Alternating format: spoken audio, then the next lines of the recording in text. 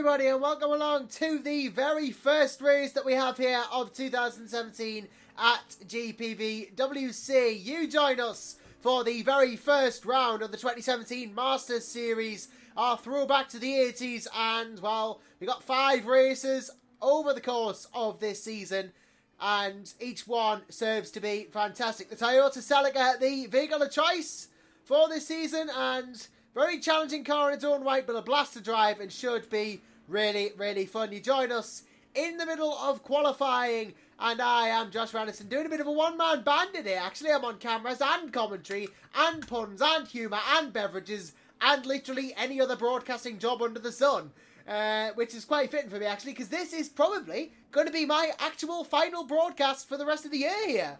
Surprisingly, as many of you are aware, by this point, Downforce Radio was supposed to be taking over commentary duties and broadcasting duties for GPV Series in 2017, but there's been a bit of a mix-up, unfortunately, and they haven't got the equipment ready for this broadcast. So I've stepped in, and I'm just going to do the best I can on my own, and hopefully it's not going to be too much of an omni-shambles. I can't promise anything brilliant, but it's going to be as good as it gets. So we've got 10 minutes or so going qualifying. Emmanuel Gagzella has actually just taken pole position from Risto Kappa by half a second round here at Oulton Park. And we've got a 2-race format coming up for you, 38 and 20 laps. And both races set to be as good as each other. Of course, get involved in the comments, etc, etc. And let's make this a good broadcast because, well, when is it not a good broadcast when you got Anderson involved? Well, I can say that much. Right, let's actually go onto the track now, shall we? I think that might be a good idea. Apologies for the lack of overlay and or information. You're just going to get the stuff that I'm going to put on the screen in a minute. You can tell I'm prepared. I've even got it in timing mode. Right, so at the moment it's Rando Muru in P8. And as you'll see here, that is definitely Rando Muru.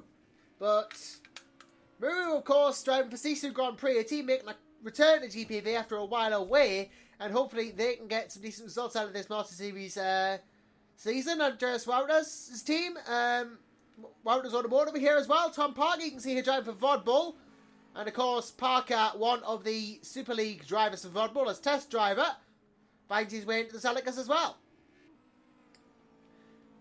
Now, there weren't as many team sign-ups as we anticipated for Masters, unfortunately, but that means the reintroduction, or possibly first introduction, I'm not really clued up on the history here, of 3-car teams within GPVWC. We actually have several teams. I think we have about 7 or 8 teams worth of 3-car entries. So, might be even more than that. So, each team now has 3 cars instead of 2, and that provides a whole different challenge, because if you get a 1-2-3, that's going to give you more of a points gap than a 1-2 ever could. It's to see David Franchich in the 21 Vodbull just ahead, and Argo Tida in the Eval car there. That is a very nice looking car, I must say. This is the first time I've actually seen most of these cars, so you're getting honest opinions here, and that is a very nice looking car. That probably contender for livery of the year.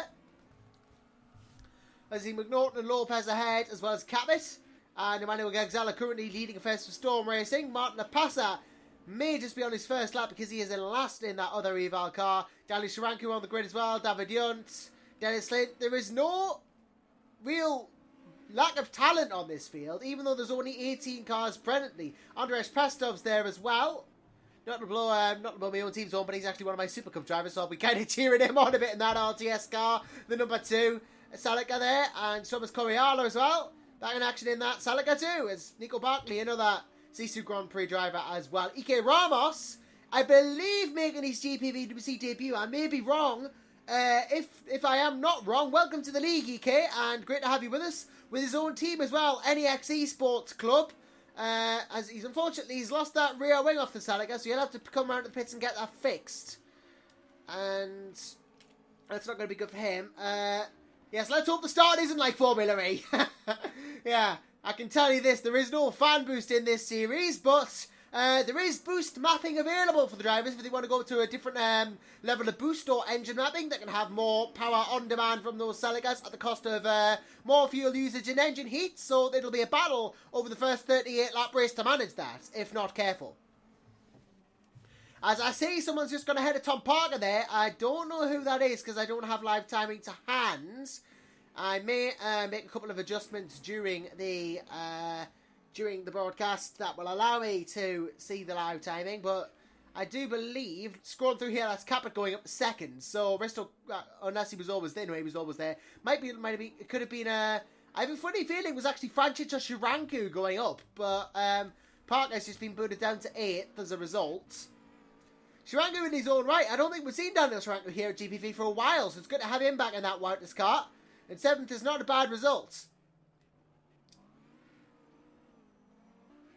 Of course, about 6 minutes left to go in this qualifying session, so a lot of time things to change. Oulton Park, a very difficult circuit in its own right. We are racing the island layout of it, so the hairpin at the bottom end of the circuit there then leads down to the chicane. That is very easy to get wrong if you don't take it correctly, so got to watch your step through there. And, well, again, I'd give you more information, but I have nothing. I really do have nothing on hand at the moment. I don't have live timing. I don't have... my screen's in the wrong resolution, so I can't dip between the comments faster. This is all going to change in the interval between warm-up and the race, but, you know, I've got to give some decent quality of broadcast. I do have to say, though, just looking through the field here, Ramos is still not back in the pits. This is not going to help any more chance of flying laps for him. And, again, looking further down the field, Wesley Morris there in 17th. David Junt has still not left the circuit in that number 0 car. Former Masters champion, of course, Junt. He'll be in his element in this series then. Gaxella, though, still on pole. Dennis Lint has gone into second. I did not notice that. Lint has gone into second. And is this a challenge to the likes of Capit? It's strange enough seeing anyone go quicker than the Risto Capit. Never mind our two people. Dennis Lint and Emmanuel Gaxella both go quicker than the Estonian here. But I doubt Capit's given it his all yet. I think the Estonian will be further up closer towards Lint and Capit. Of course, World's GT champion was Risto. Finally won his first title in GPVWC with the World GT Championship, and one of the Vodball drivers for this year in Super League, and I can guarantee you he'll be aiming for that title as well. Very, very talented, as we know Risto Capit, just how talented he is, and now 4th for him will seem like, probably, I would expect that he's going to improve, but 4th might even be considered disastrous for that. He's gone down to 5th now. Martin Lapasa goes ahead, as does Daniel Širanku. Again, the bar's being raised here. I think Capit must not have had a good lap, or he's not got a good lap in yet, but I can guarantee you, I would put money on him improving on 5th place. As he actually dives into the pits, he'll be going out for one last quali blast.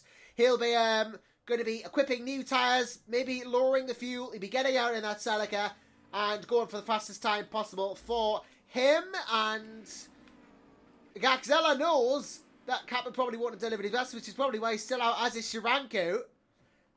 And I am very impressed by how well he's doing here, Daniel, on his comeback. Was always quite a quick driver anyway, but he's showing it here.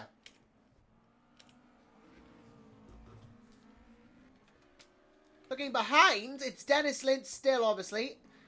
And I'll see if anyone else has jumped anyone further down. Parker's now down to 10th behind Frančić. And Ike Ramos is still not back in the pits, strangely. Really needs to just consider escaping off track here. But I've just realised that I've kind of paradoxed myself there. Because if you do that in GPVWC, you can't go back out in the qualifying session. So he's best not to do that. He's best to try and get it back. Is he actually trying to complete the session with no rear wing? That is brave of Ramos if he is. I will grant him that one. Rando Muru about to complete a lap though, although I don't think it's going to be proven. In fact, he does dive into the pits, as probably Coriola won't. But I'm looking for people who are on laps. I'm not finding anyone, according to this at least. I'm just going to keep an eye on Risto Capit because I suspect he's probably got more on the tank than a 5th place, as you'll see from this onboard camera. He's just coming around the final corner here, then round here into the first. If you look carefully, you will probably see, yep, the dancing banana man on the left. Some people even use that as a reference point if they're feeling extremely brave, but Capit, as you'll see as we start a lap with him, pushing that Celica very hard, to its limits I'd argue, or near them. He is definitely giving it the full beans. 9,000 RPM, touching as he comes down at 220 kilometers an hour into the hairpin. Now, this is extremely mess-upable if you're not careful. I've driven it a lot in touring cars, but never in a GTO car. And I'm sure Risto himself will know this. Into the chicane here. Brake at the 100-metre board does Risto. Then into the right, into the left. Again, hit the tyre stacks and you're in a world of pain here. But he has not done that. And he rounds this next right, which again, so easy to get wrong. But so easy to get right. And it can get you a lot of time if you do. Now round this flat section here. A flat left, another flat left, into a not flat right. In fact, Risto does go down a gear for that, as you'd expect. Then under the downforce radio bridge here, just a couple more corners to go, a couple of 100 metres, one more turn really, and that's this right. Before he finds himself in the final left, which is more of a kink than it is a corner, but Cabot rounds it nonetheless, and he's going to cross the line. Is he going to improve though? Yes, he does to second. I thought he had more in the tank than what he showed, but I didn't think that it would be this soon as he goes off the track here. That will probably now be his qualifying session over, because I think he put two wheels over the white lines there, or off the racing service rather. And in fact, he does crash, so that is him done. Maybe just missed his braking point there. Shirangu will get one more lap in after this, and he'll be hoping to improve on Capet's time, maybe even beat Capet's time. Go for pole, maybe, Daniel. I wouldn't blame you if he did. Emmanuel Gagzella, though, again, still current form setter, pole setter. It is the first time we've raced these cars at this track, so it is all new for these drivers. I don't know whether Emmanuel's going to get another lap in, though. I doubt it. Ew, I don't think after that he will. I think that might have just cost him the couple of seconds required to get that lap in, but little bit of a thingy there. In fact, I think he is slowing down. Yep, he's into the pit. He will not complete another lap. Fran Lopez up to second, and he's got another lap in the tank. Is this the final run for the pole for the Spaniard? Shirangu's going to finish this lap, but it's all on Lopez, because if he can go quicker, I reckon he can go for pole. He's really pushing the limits of track limits as you're allowed to do here. Remember, you've got to keep two on the racing surface curbs, not counted in that. But Lopez has got to find something if he wants pole here. He's so talented in the Super League. We saw that last season. And I'm sure that in this Masters car, he can push the boundaries of physics a little bit further if he so wishes. And get that pole position from Emmanuel Gagzella. Lopez driving for the Wouters, number 24 car there. I think one of the younger drivers on the grid, Fran. I remember when he made his debut. Very, very young. And he's matured a lot since then. His driving style's come on. He was a bit crash prone before, but he seems to have ironed that out.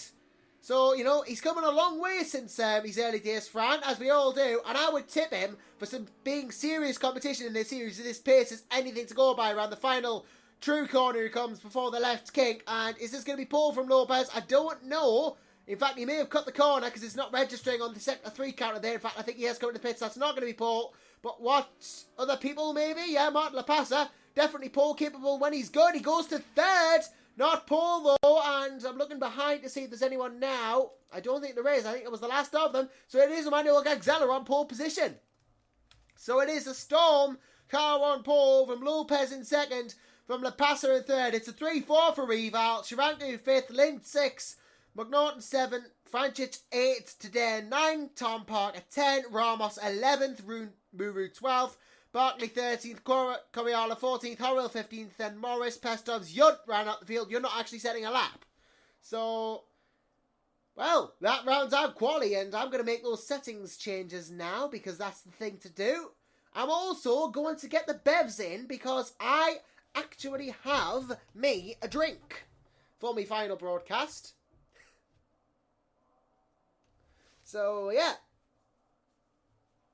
Let's do that now. And obviously, did you enjoy that qualifying? Who's your favourite for the win? Make your picks and stuff now because, you know, it's always going to have involvement.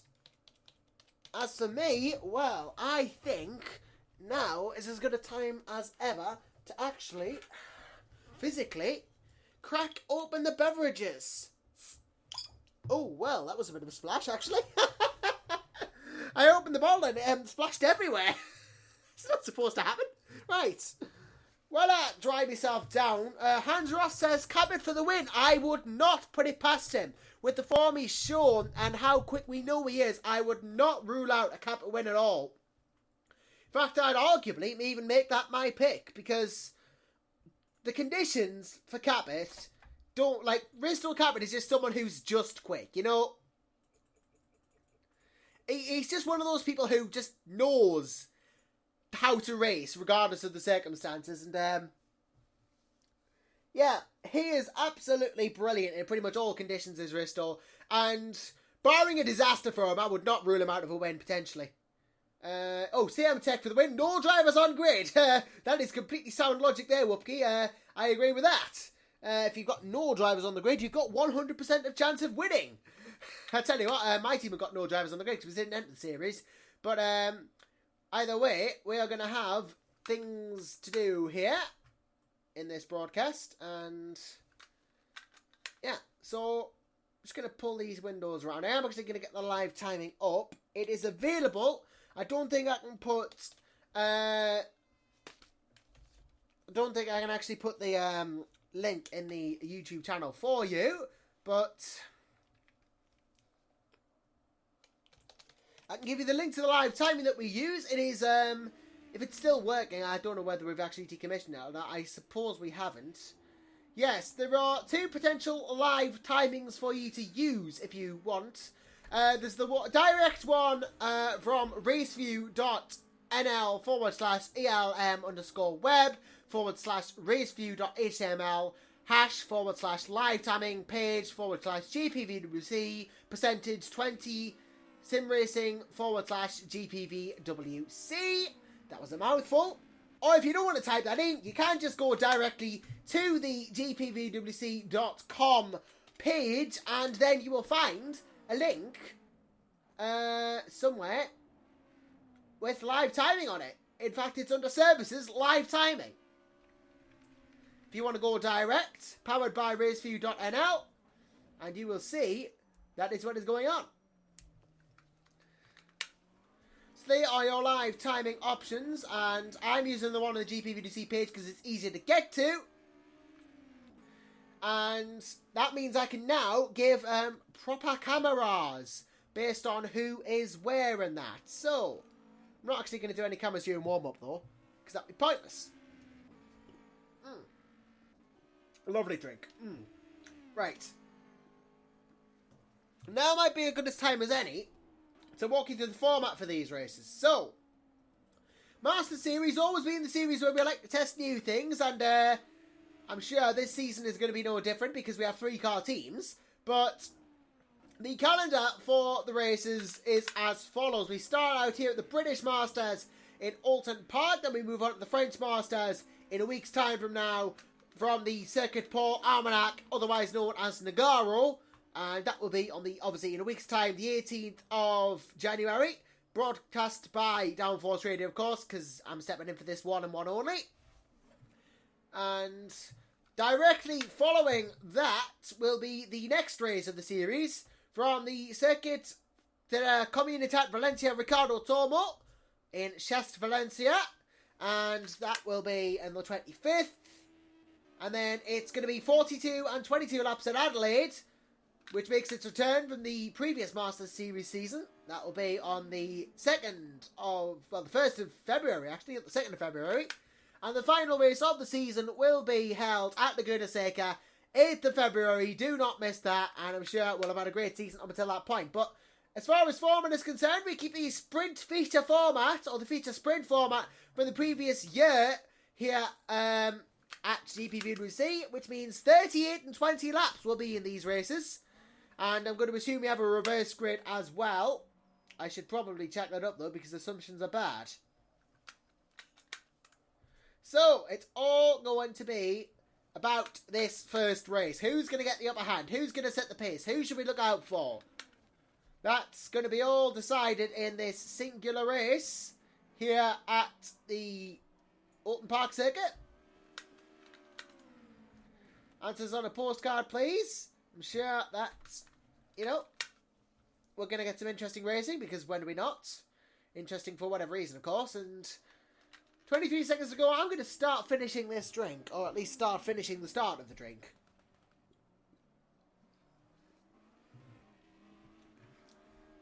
So, here we go then.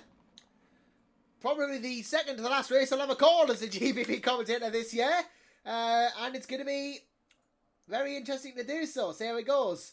And it is great to be back, of course, but it's a bit sad at the same time, because I thought I thought that it was going to be Race of Champions was the finale. I feel a little bit embarrassed now, actually, because I was wrong in that sense, so apologies for that. But I'm here now. We're going to get a race on. That's going to be cool. And that. It's going to be a good race.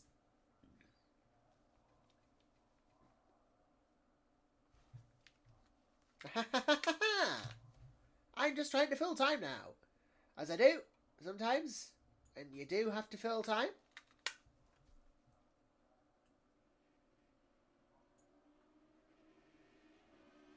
Mind you, I really like these cars, even though I'm not driving them. I had tried to get a seat, but it didn't work out for us. So, it's going to be a very nice thing to see how these drivers handle them, and I get to call them. I'm not on a replay here, am I? No, I don't think I am. No, I'm not. Right. Just waiting for the all-important command from Chris Williamson to say that we can go, because he does the usual spiel, moving to race in a moment, going to give the drivers the usual good luck and have fun. And this will be the first race in 2017 as well, so let's hope that it all goes well.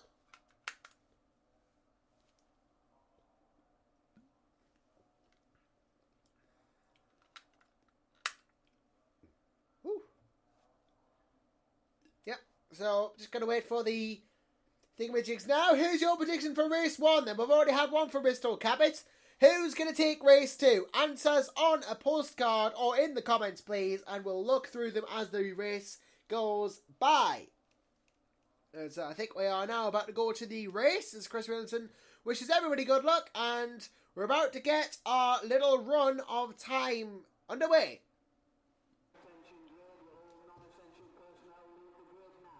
So here we go, ladies and gentlemen. This is jolly well it. We're about to get the Masters Series underway, and I can guarantee you, if you are not a fan of these Celicas now, you will be by the end of this race for one reason or another. In fact, I do believe there's a slight problem because we've got a black screen. No, we don't now. It's just flicked on. So, this will be it. If you're not watching in 60 frames a second, what are you doing with your life? Get watching in 60 frames. It's a 60 frames a second broadcast. Gotta go out in style. So, here we go, ladies and gentlemen. Emmanuel Gagzella leads off the field for the very first Masters Series race, and he will make sure he gets as good a start as possible, so he will lead himself for at least a while in this race. And then it's going to be Fran Lopez in second in the Wouters car. Very talented Spaniard, as I've said before. Dark horse for the win, perhaps? Keep an eye on him for certain. Martin Lapasa out-qualifies his two teammates in third on his return. Lapasa, very much a force to be reckoned with, as well as his Bristol Cabot in P4. Cabot, usually a lot higher up the grid, but from fourth, I wouldn't even rule out a win from there. Daniel Sharanku will start P5 in the other second Wouters car. Sorry, I'm so used to being two car teams. I'm used to being the three, but Sharanku in fifth place, followed by his teammate Dennis Lynn in sixth. And so it is three Wouters cars in the top six. Very impressive. Adrian McNaughton qualifying seventh for Storm Racing Team, then David Franchich eighth for the first of the VOD Bulls. Argo today ninth in that other Eval car, then Tom Parker 10th in the second VOD Bull. And then Ike Ramos 11th for NAX Esports Club. Rano Muru 12th for Cecil Grand Prix, and his teammate Nico Barkley directly behind in 13th before another Sisu car, this time Thomas Coriolo in 14th. It is a 12, 13, 14 for Sisu, and Ben Horrell in the next VOD Bull rounds out that 15. Then it is three RTS cars to make up the back of the grid. Wesley Morris, Andres Pestovs, and David Yunt, the reigning Masters, former reigning Masters champion in 2014 or something. Now, I don't even remember when he won it, but Yunt, a former Masters champion at the back. Andres Pestovs is one said by Menno Klont, somebody who knows how to drive a car. I'm sure he meant in the, he knows how to drive a car well, or he's experienced sort of thing. Fran Lopez getting very squiggly up to the start line there. He is doing all of the tyre warming, and I'm sure he's now actually going to have to reverse it into his pit box as we get going here. I'm just going to wait for David Yunt, I think. Waiting for Yunt, and he pulls into his pit box soon, so we're going to get going. And here we go then, ladies and gentlemen.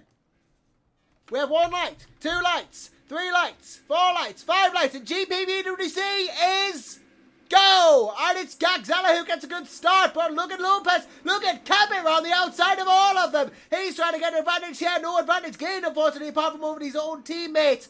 Monlepasa, and he goes down to fourth, Cabot up to third. Good scraps near the midfield though. Shirangu trying to defend off everybody at once. The 2x2x2. It's Noah's Ark all over again round these couple of corners, and David Franchich still going to try and lock wheels with him. And McNaughton looking to get the advantage for him there, but look at Tadare. He's trying to go down at the hairpin. This is never going to work. Tadare goes into the back of McNaughton. McNaughton goes into a half spin, and then oh dear, there goes one of the wildest cars. So Park gets squished as well. It's all going to kick off now. Oh dear, Dennis Lind got involved in all that. Pestops as well managed to get through. Lynch, Muru involved, the uninvolved. Coriolo at the back. Gagzella's taking advantage and run right away though. Fran Lopez has managed to get into second though. Cabot, as we said, in third and chasing down this leading pack now. The passer fourth, Chiranko fifth, McNaughton sixth. Tadare though, chasing down McNaughton. Do not count out Argo from a good position. He is a very talented driver. In fact, McNaughton has no rear wing, possibly as a result of those collisions. And that is not going to bode well for him. He's going to have to pit and get that fixed or do without. McNaughton though, as it stands, is just trying to fend off the defence of the Estonian. But is it going to work though? Well, Francis wants to go too. David Francis is going to look down the inside of the turn one here. Is it going to work out for him though? I don't know. No, it's not. Francis does not proceed. And, well, he holds position in 8th, although it is still Tadare chasing down McNaughton. Oh, look at that. Look, Francis got close there. Goes Tom Parker chasing down as well as his Barclays, as Horrell. Lind behind. Ramos has had a decent start. Dropped 2 places, but not bad from him. Morris up to 14th. Pestovs and Yun battling it out. Coriolo just trying to catch back up with the rest of the field. But look at Cabot here. Now trying to chase down Fran Lopez. He is giving it the full beans as they come into the chicane here. I told you Risto Cabot would not be far off. I didn't think he'd be challenging for second at this point in the race. He's going for Lopez already.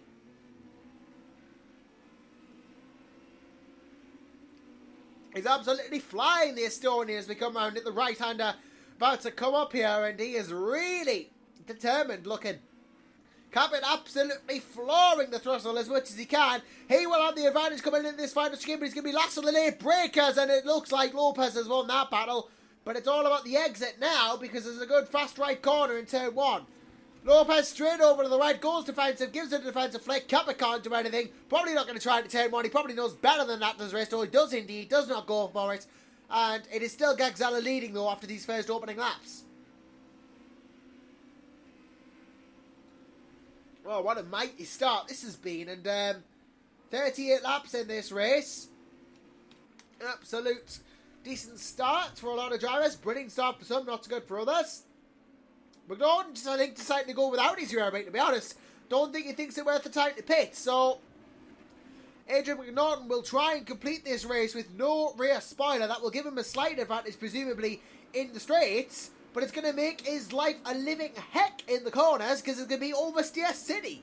And Argo today will know that all too well. His more downforcey Seneca, he will be able to catch up in the corners where McNaughton has to back down. But Franchich and Park are trying to keep today company here. Not going to make the Estonians' life easy. They are going to be there with him, as is Nico Barkley. Dennis Lind, though, starting to fall behind after a very impressive qualifying, although he did get involved in that first couple of shenanigans. And he is making a decent comeback. Ramos is now 12th. I think he's gotten past Muru somehow. Morris under threat from Pestovs. And look at Coriolo at the back, who's actually caught up to Yunt. This could be a battle in its own right, but I'll try and focus on the front runners. For now, at least. We might go back to those in a bit. But Tom Parker, definitely with a decent start. Didn't get the best qualifying, but he's a solid driver, Tom. And quick on his day as well. It eludes me how he's not gone to Super League win, although, well, he's gone off track there. Never won in Super League as Tom Park, and it eludes me as to how, because he's definitely had the pace to in times. That is one of GPVWC's great mysteries. And of course, Park are not half a bad commentator himself. Definitely got skills on and off the track, and great to see him here. Franchich, though, given the fight to today, as Argo. I'm just trying to look for a decent camera here. I've not used the cameras on these cars before, I must say. Here is a decent camera. Argo today now. Trying to fend off the car behind. In fact, David Franchich, well, you see, look at that. Franchich himself doing a good job of that. Of chasing, that is. Today, doing a good job of defending. Mind you, Adrian Renan to be doing this well with no rear wing is a brilliant, brilliant thing, because it's not easy to not have a rear wing. Not the easiest thing in the world at all. And I'm sure I'll go today in different fractions we have in a hard battle. Cabot and Lopez, though, potentially the battle of the race so far. This is for second. Risto seems to be holding his distance. Now, he knows this is a long race. It's 38 laps. We're only 10% of the way through, which means we're about 4 laps through. Matt's not failing me there. Lopez, though, not failing to give up. And he is keeping on going. And that eval car of Kappa behind is thundering round. But it's all to no avail because Lopez is just defending well.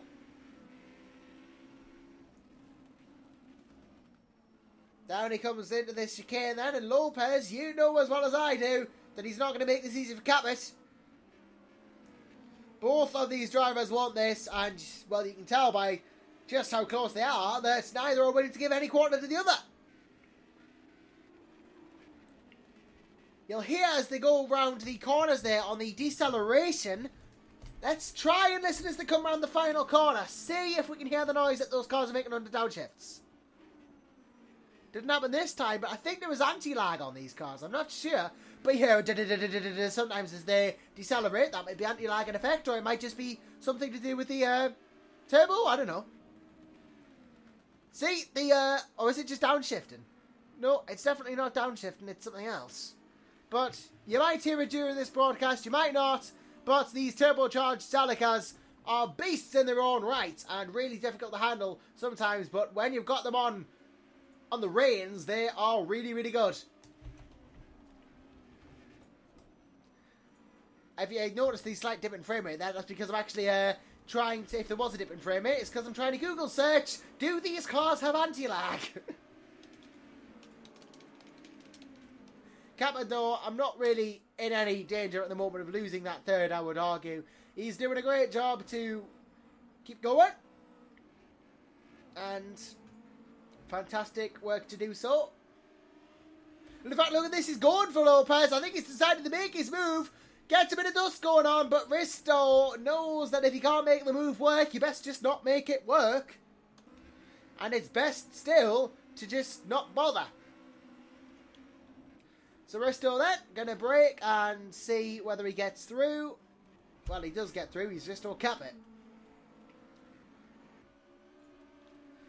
I don't even know why I asked why he would get through, because it was a given. He just is that good a racer. He knows how to take corners, he doesn't really make mistakes at all. He's just that good. But then again, Fran Lopez, no mean driver himself, you know he's pretty good as well. Though Gagzella doing a storming job on that storm, no pun intended. In fact, sod that pun entirely intended. In that P1 there, he's doing a cracker of a race, and maybe race winner in the looks here. And there's actually second race after this, remember? You can't even so much as forget that we have a second race. I'm not going to let you forget. It's not going to happen. I'm not going to let you forget that we have a second race after this. He is doing a great job, though, to be in that lead, though, Gagzella. Not really seeing much of him in these independent series, but definitely a force to be reckoned with.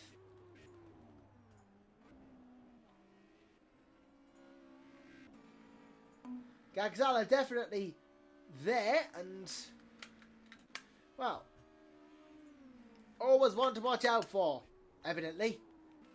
Further down the field, we've got Lopez and, Lopez seemed to have been passed by Capit, but he's got it back into turn one. Good result from the Spaniard, but look at Capit, he's not willing to let it go yet. Chasing and chasing his Risto. He knows he can get that second place, and he knows it's only a matter of time before he gets an opportunity to if he keeps his pace up.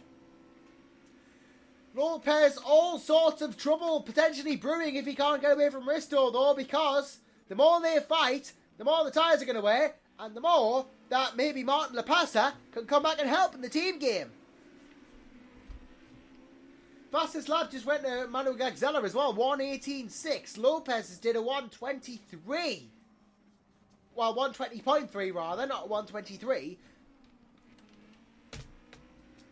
So Lopez, considerably slower, or at least on the last lap, his previous was actually a 1:19.3.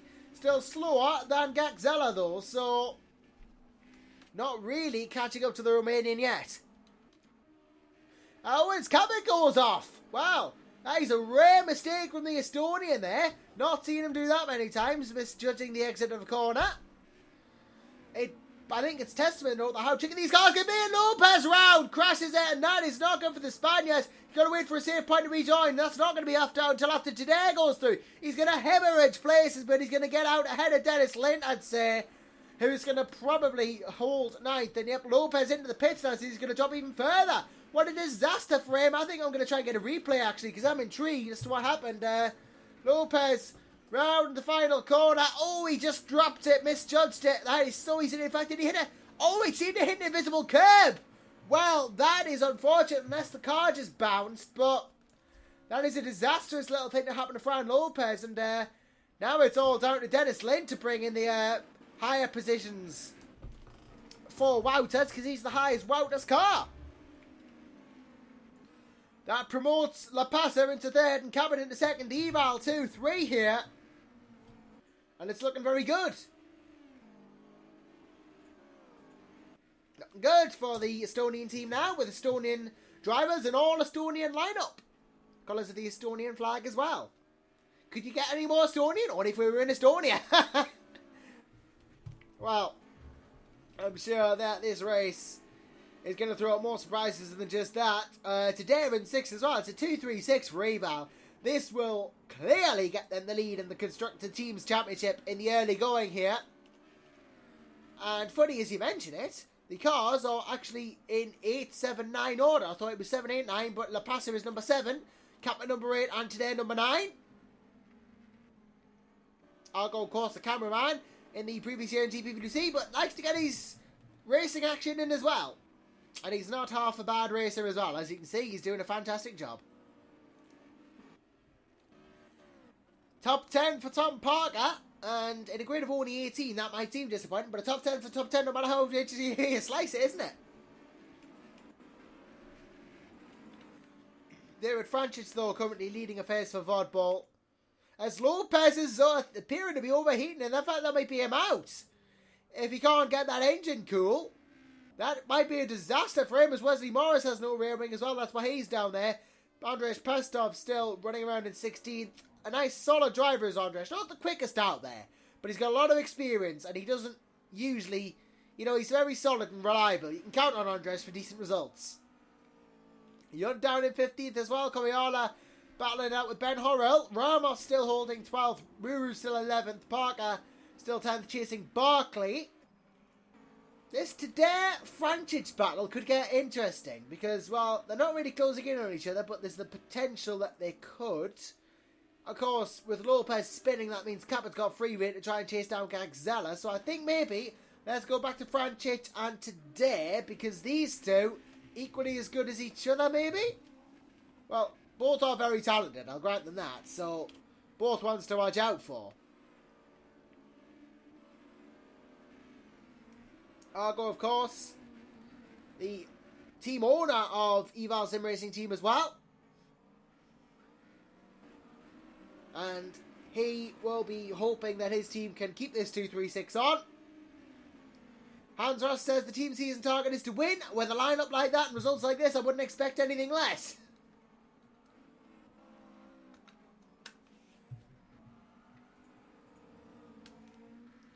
These two, though, still giving it as good a battle as they can get.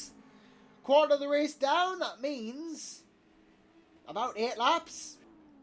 I'm estimating a lot here, but hey, well, I've got a lap counter that says we've got 38 laps. It says 26. I've done 2 falls because 4 laps was 10%. About 7 or 8 laps done. Mano Gagzella takes a slight excursion off the road, but with the amount ahead he is ahead of Risto Cabot, I don't think that should make a difference. Lopez does retire from this race. That's him out. Wesley Morris in for bumper damage. Andrzej Pestov is just going to increase the gap then. David Yunt on course to score a point for RTS. Ben Horrell as well, 13th. Coriala, 12th. Ramos is up to 11th with Lopez's retirement. But he's under threat from the CC car behind. And he's under serious threat now because here comes, I believe, here comes Coriala. And he's going for a dummy. Well, he tried, but Thomas couldn't quite make it work out for him there. As you'll see him trying to go into the hairpin, he can't make this work, can he? Well, he's going to try. Ramos, though, cause the inside covered. Great driving of the Brazilian here. As I say, I think it's his GPVWC debut as Ramos, so doing a very good job of holding that place right now. Coriala, though, on the offensive, at every chance he finds, he is a very, very hard-fighting driver, Thomas, and do not count him out of potential goodness when it comes to points positions. In fact, he's chasing again still. Will this be it? No, he can't find a way through. It's quite a tight track, actually, Oulton Park in places. Very difficult, but here comes Thomas. Bar on the inside, barrels down the inside, tries to at least. Ramos, though, I think still has the inside. Now he's going to have to do the switch back. This would be an amazing move. He could pull it up, and I don't think he is. Well, he tried, did Coriala, but it hasn't worked out for the Finn, and it's going to mean that Horrell gets a chance too. It's going to put Ben Horrell in with a shout. He's going to try and look for an opportunity wherever he can find it. And goes wide there. That's going to put put the kibosh on that. But here comes Coriala again, looking for an opportunity, catching on Ramos. As long as he gets a good tool, this should be possible if he can find an opening. Will he though? That's the question. Round the outside. Nope, not going to work. He's forced to yield, and here comes Horrell. In anticipation of that.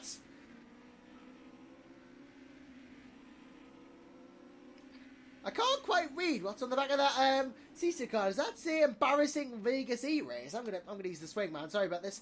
It says embarrassing Vegas E-race. Oh wow. Well, I'll tell you what. Throw back to swing, man. Cam. We saw enough of this year in the Las Vegas E-race, didn't we? Swingity, swing. Let's go back to the rear wing. Yeah, Vegas E-race, something I'm quite opinionated on, but quality mods help to make good racing, and so does Ben Horrell. In this instance, because he's trying to go down the inside of Coriala, down into the turn, he's going to get it done! Down the inside, and it's not going to occur for him. Nope, Coriala has that too. Oh dear. Covered too well. An iron defence from Thomas. You can even call him Thomas the Tank Engine. I'll see myself out. David Yunt will probably see himself into 14th, though, as well. Pestov's going to pick up a point. Andres Pestov's going to pick a point up because Wesley Morris is there. Tom Parker out! How has this happened? Let's see if I can find out. It's a bit of a while ago, but maybe the replay is too laggy. As you'll see, I'm just trying to cycle back and find out, but Tom Parker appears to have retired for whatever reason. This is going a while back. Yeah, I can't seem to find it, so he's out. Don't know why he's out, but he is out. Gagzella, though, not out. He's, I think, about, well, we're 37% of the way through the race, so he is 14 and not out. Cabot, though, the passer, Shiranku, all there. McNaughton still trundling along with no rear wing. To Dave Franchich, then Lint. Barkley in the pits, interestingly. Now, this must be a scheduled stop, because unless I don't see any damage to that car, so I would assume this is scheduled, and Ramos is going to overtake for 10th. EK Ramos is going to get in the top 10 on his debut. Very impressive stuff from the Brazilian, and, well, yeah, he is going to get in the top 10, and Barkley now is going to find himself in the realm of David Yunt. Here comes the former Masters champion himself. Good way ahead, though, so Barkley can start to mount an attack on Ramos, who seems to be a lot more consistent than he was in qualifying. Some people are just better in a race scenario. I'm one of them. There is just sometimes where that's just the case.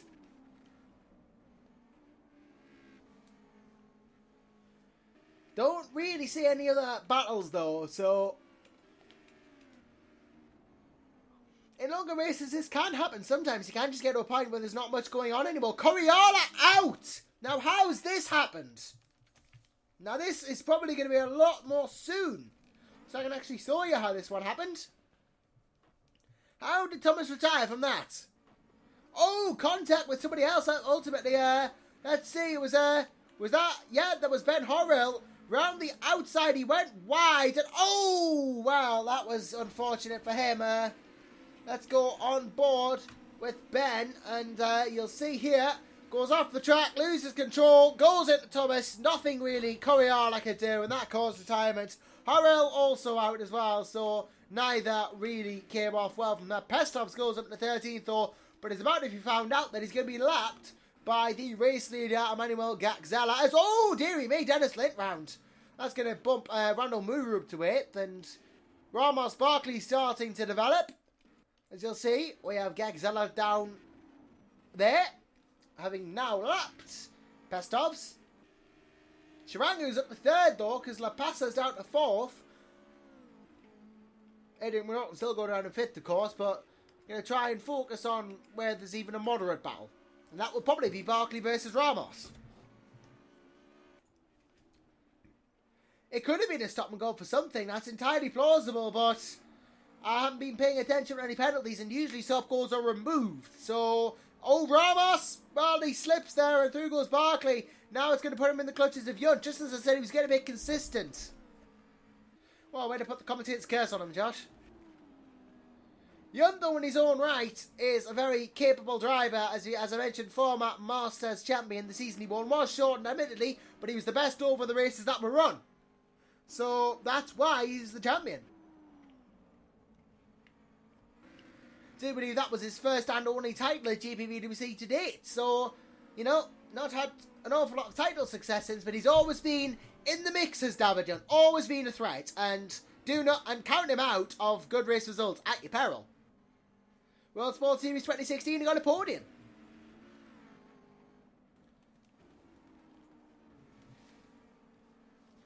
Ramos, though, still trying to chase down Barkley to get back to the position he just lost by going off the track there.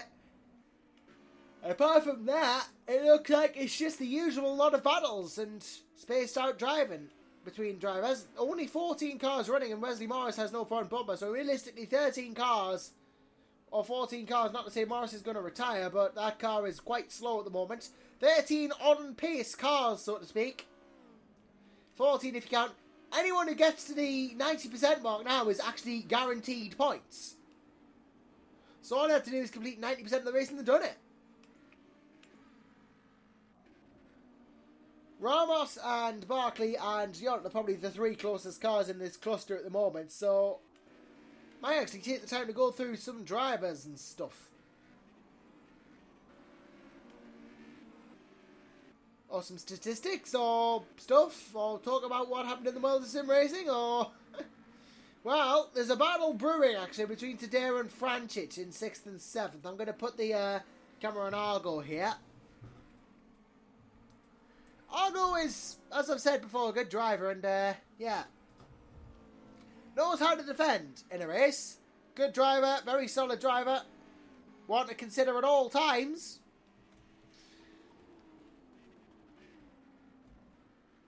And definitely got a good couple of teammates in Martin LaPaz and Risto Cabot.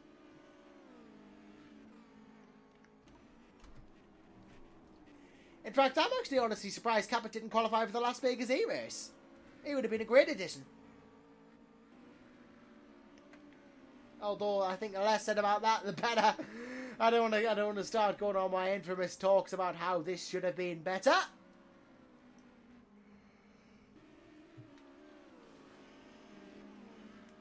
Well, a bit of a lock-up ahead from somebody, from today at least. I think he's going to try and get past Pestovs here. As is David Frančić. Andrej doing a very good job of being lapped. As we bear down on half-race distance.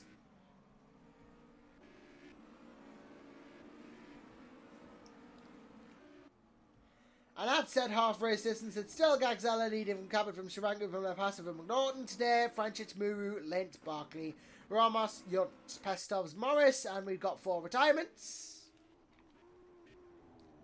Oh, Fran Lopez saying he hit an invisible curb, so that might be why he retired. Yeah, that will be why he retired. That explains the engine damage too. Or maybe that was done in the pits. I don't know. I'm not really in the know. Shiranku as well, still third. Oh, the engine blew up while doing them. That explains. Right, I thought that might have been it.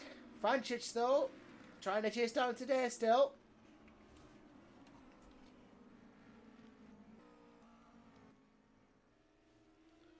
Nico Barkley driving for CC Grand Prix, of course. As mentioned, he's 10th. Possibly a bit further down the order than he'd like to be. Oh, so we have a Dowie Tapper in the comments. Hello, Dowie. Nice to see you about. Very nice to see you about, indeed. Yeah. Halfway through the race, then. That means we are exactly some laps through.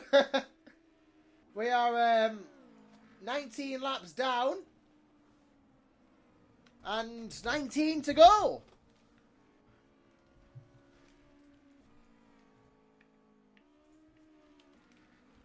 Looking, I'm not really sure at this point whether I should expect there to be any more battles brewing, because I keep looking through in anticipation, but nothing appears to be happening apart from David Young versus EK Ramos, which we'll concentrate on as a result of that happening. So, yeah, looking at 11th versus 12th.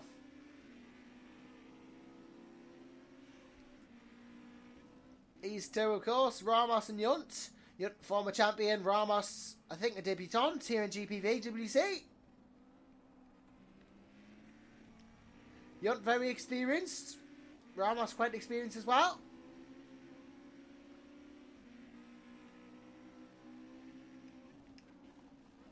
I think David's experience is paying dividends, though he's getting quite close and getting the chase on here. Looking at Ramos going down the outside of this corner. Is this going to be good for him? No, well, it's not quite the line he wanted, but he's going to try and get the cut back. Ramos gets a bit of a step out and Yunt through. I'd like to see a replay of that. Ramos into the pits, though. That might be why of the sudden squiggle-a-jiggle. But round and round he goes. And he's into the pits now to make his probably stop. With this being such a long race in 38, you'd expect there to be a pit stop involved. More fuel or more tyres or more something. I would honestly just try and no-stop it if it were me, but maybe it's slower to do that.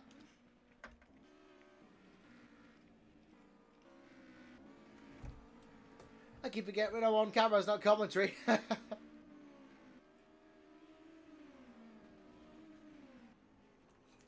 Well, let's just keep an eye on who's where, I guess. Shirangu in the pits as well. I think this might be the pit window actually opening, so that'll be a thing that happens.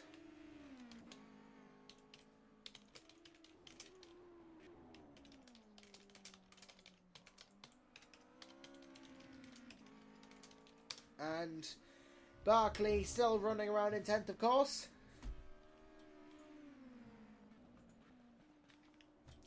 Please be something happening soon. I don't want to talk about the Las Vegas E-race. Dennis Lynn getting all sorts of side race through there. That's something to talk about. Dennis Lynn, I've not seen much of, by my own admission. Seems to be making a good enough impression, though. Good enough impression on the rest of things. Nico Barkley as well. David Yunt, don't forget those. Shiranku, Ramos.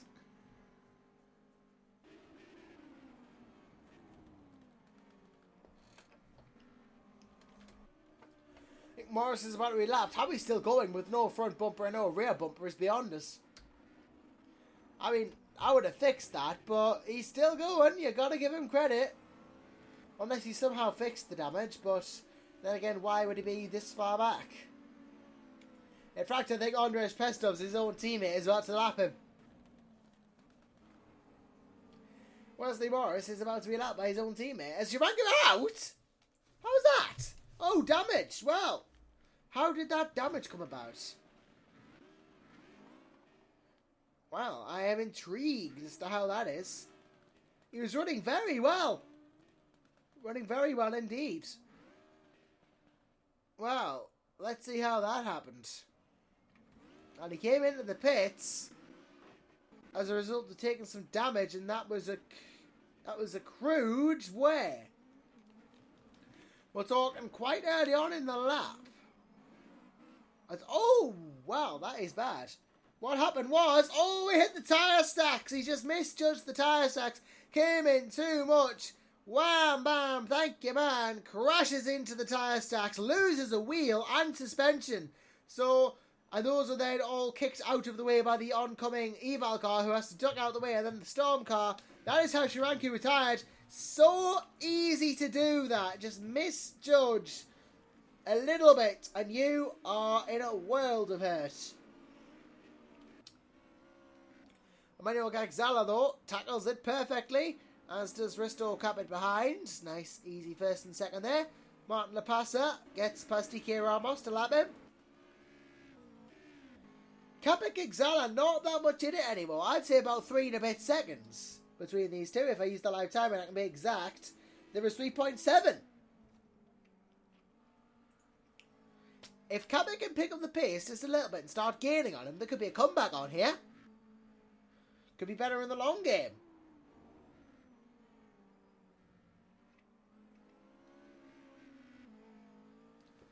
He's very good in the long game as Risto. He's World GT Champion. Those are our races. I think this is supposed to be about 45 to 50 minutes. So about the same length as a World GT race. So you can expect Capit will be good in the long game here then. As Gagzala still leads the race, of course. Gagzala in his own right, former Formula Challenge champion. And doing very well in Super League too, as he gets a little bit lighty uppy on the end of that bit of corner. Now tries to go in for the chicane and does so well. Capit though, still chasing down, as Risto Capit does so very well. The gap roughly the same though, 3.747. So not really a lot in it at the moment between these two. Last lap from Gagzala was actually quicker than Capit, so at the moment it's the Romanian who's gaining.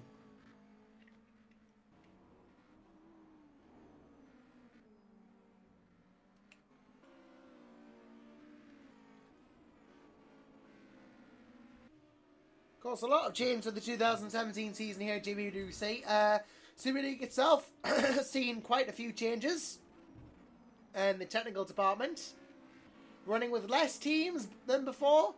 In fact, that has generally been the mantra, quality over quantity in 2017. A bit of an evolution, not a revolution. And that is why we only have a few teams here, because we've elected to go for 3-car teams. Formula Challenge, I think, now has 16 teams, actually, with the inclusion of the 2-car Academy team. Now the Open Series has ended. Super Cup moving down from 14 to 13 teams. I think Super League, I think, ultimately went down from 13 to 11.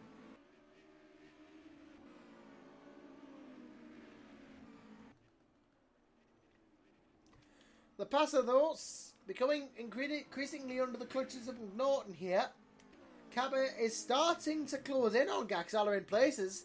3.5 the gap now. So Gagzala in places is losing time. That's not good for him. 66% of the race complete too. Still a fair bit to go.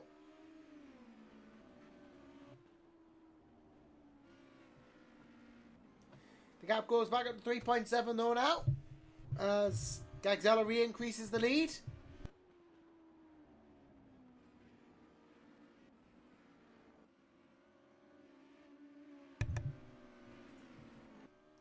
He is very, very good in this race so far. Maybe these Masters cars are just his forte. Maybe he's about to win his second title this season, or maybe it's just early pace. I don't know.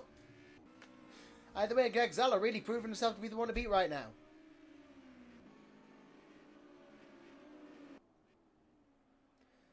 Mind you, one mistake from anyone, and it could all be over for them. You got to be careful in these cars. You can't get cocky. Got to keep them under reins and under wraps at all times.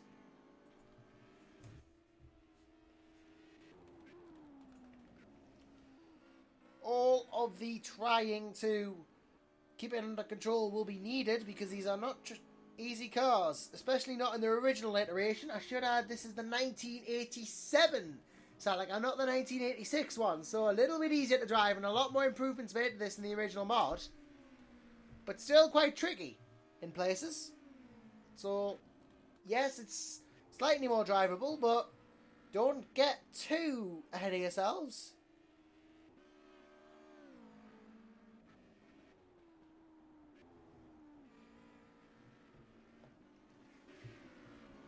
Emmanuel really is pulling no punches this race, though. He's doing very well to lead it, and Risto not having an easy time catching up. With less laps left to go, you get the feeling this is one going to Storm Racing.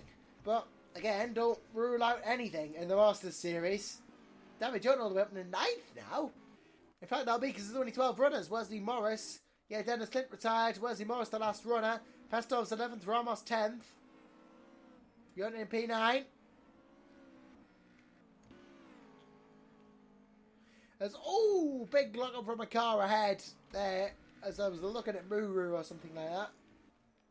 Was that Gagzella? Might not have been actually, but there was definitely a look up from someone.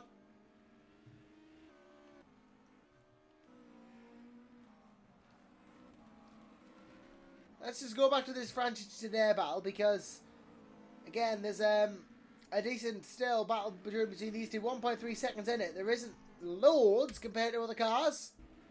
Probably the closest we're going to get to a battle. And definitely interesting to keep an eye on.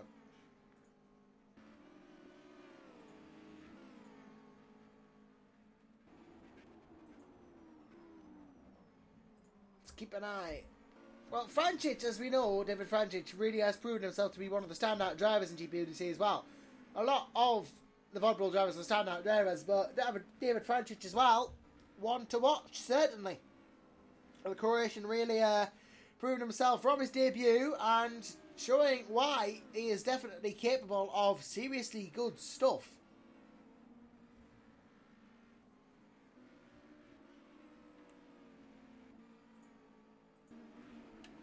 Yep, we have 12 cars left, Phil. Great to have you with us as well, Phil. Nice to have you along for the ride. And yeah, 12 cars left in this race. 18 took the start. Slightly lower grid size than we're used to, but I'm sure that'll bump up soon, hopefully. I hope it would at least.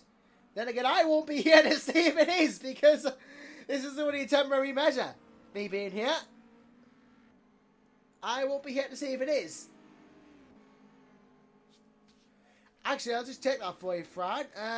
Yes, you were the first did not finish of the Masters Series in 2017. Congratulations. Though not really something to be proud about. Well, is it? Depends. You can take that, but do you want to be proud of it? If you want to be proud of it, you be proud of it. I'm not going to make it. I'm not going to not make it. I'm not going to try and say you shouldn't be. I'm not going to try and say you should. It's your decision. Wow. David Frančić still giving the fight to our goal today. I'll check for you as well. I think Andres Wouters are your team the first full team DNF of the season. Well, Dennis Linton's out, Dennis Sharangu's out, and as is Fran Lopez, yes you are. Great way to start 2017.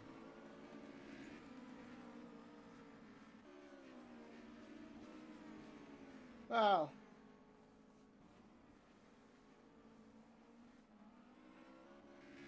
I think this whole battle's still getting closer between Frančić and Today here.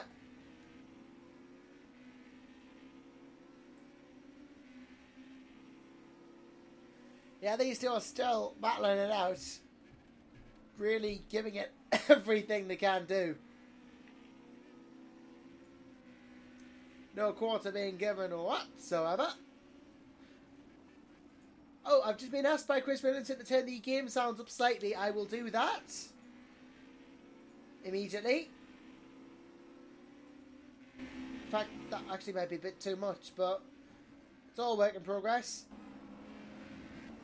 There you go. That is slightly more loud. So yeah, there you go. And well, still chasing him down here. Argo today is being chased by David Franchich. Still quite a bit of chasing being done.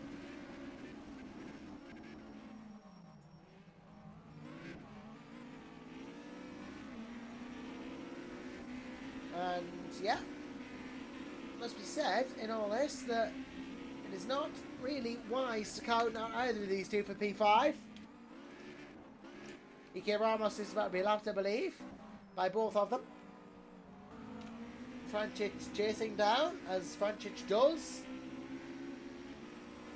Really starting to give it the full go here. Just going to try and find... Yeah, there you go. Can I... Yeah, now I can do it. There you go. That's a better, slightly different review. Today, though, not much in it between him and Franchich.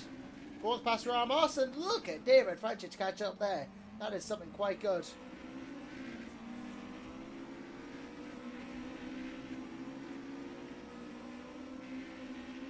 Franchich still the chaser in this scenario, of course, not having overtaken yet, but you can see that for yourselves.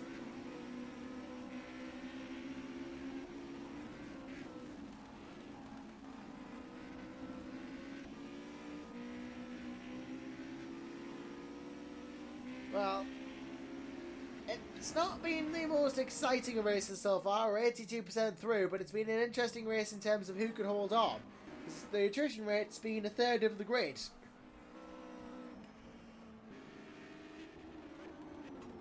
Gaxella and La Pasa still about 2.7 seconds is the gap now. If Kappa can make a surge here, this could be a chance for a battle. That is less than I thought it was going to be. 2.8 seconds. Oh, well, Bristol goes a bit wide there. Oh, you see that? That was what I was talking about before. In fact, I'm going to shut up and see if we get it going into the chicane here. Try and listen out for the little rat-a-tat. A little bit of it there, and that I think is an anti-lag system, but I'm not sure whether it is or not. Sounds like anti-lag, but we had anti-lag.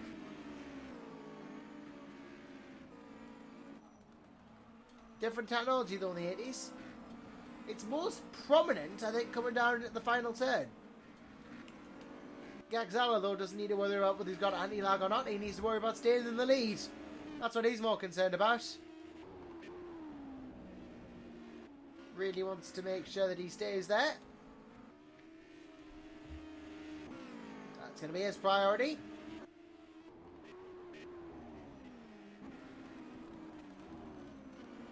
You can hear the downshifting going on, but not necessarily any popping.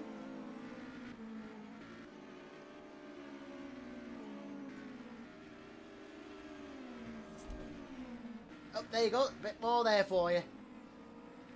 Just the downshifting thing happens sometimes.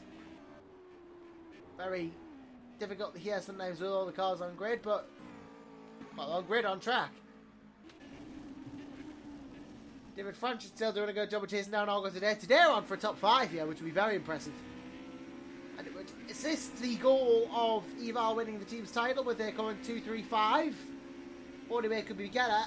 Only way it could be better is if Captain and La Pasta both pass Gaxella, and then today gets past McNaughton and Gaxella to make it a 1-2-3.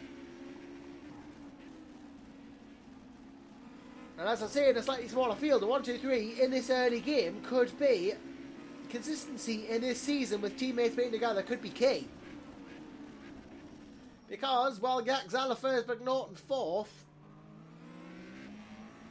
But Cabot, the passer today, is fifth. So, there's that to look at as well. I think only 2 Storm cars as well, so not having the advantage of another car. Unless I am very much mistaken. Then you have to look at David Franchich, who's in 6th for Vodball. Tom Parker, who's retired, and Ben Horrell, who's also retired. Only one Vodball going to finish. Rando Muru in the Sisu car, as well as Nico Barkley in the other Sisu car.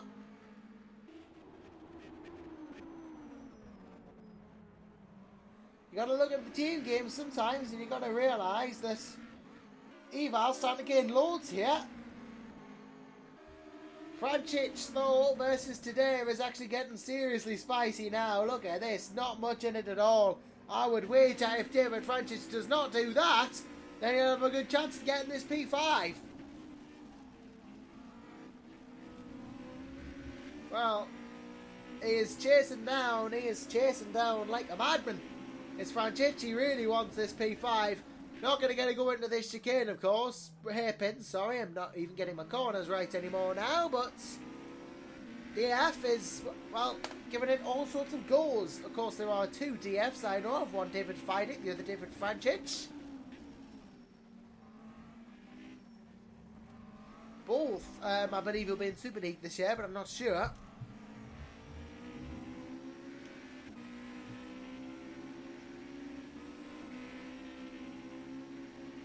Super League, of course, one of many series that will be covered by Downforce Radio this year. It was a pleasure to commentate on it last year, but I've been kind of made redundant, so that's why I'm not doing that. Although, it is good to be back for one more run of the commentary booth time here at GPVWC in the Master Series. I have to say that, which has been a pleasure commentating on this race. As it always seems to be for me when I commentate here. Although this is probably going to be the last time in the mile, as just mentioned. So, make the most of it, Josh. David Franchich is making the most of the opportunity being afforded to him to try and catch Argo today, but it's not quite working out for him. Reading under the beans. Oh, well, he left the door open a little bit there, Argo, but then slams it shut, says, no, you're not getting through without a fight. And David Franchich is going to have to do this the hard way. Not going to do it into the hairpin, as we just mentioned, because that would be very silly, but... And it would also involve a lot of dive bombing, which isn't always a good thing to do. Sometimes it can be beneficial, though. Not in this instance, though. Franchich, though, still chasing. Maybe just trying to apply pressure today, but if he is, then he's not feeling it. Argo just doing a good job of going around in 5th, doing what he has to do, not really letting anything get to him. And Franchich is going to have his work cut out to get through. We are on lap 36 of 38 here. And we have to look further down the front of the field because Capet and good old Gagzala both going to give it the full beans. We are on lap 37 and we are going to be going up to lap 38, which will be the final lap soon. Gagzala versus Capet has not closed up enough, unfortunately, for it to be any major challenge from Capet, barring a mistake from Gagzala. Today, Franchich, though, the closest thing we're going to get to a fight, I believe, so we'll keep an eye on that as we watch David and we watch Argo. Both drivers want this. Oh, getting close again under the braking for the hairpin. He's threatening it, isn't he, Franchich, but he's not quite getting there, unfortunately. Therein lies the problem. He's not quite getting the move done when he needs to get the move done. But then again, he can't catch up, so it's not going to be easy for him. Don't be sad that I'm not going to be commentating anymore, though. I mean, we've got good enough replacements going. I believe Emmanuel Gagzella on the final lap of the race now. In what has been a dominant race for the Romanian, he is going to take the victory at this rate. Just going to do the final lap of this GP. If you can even call it a GP, it's a Masters event. David Franchich, really, options are becoming limited for the Croatian here. He is going to have to try and pull something off.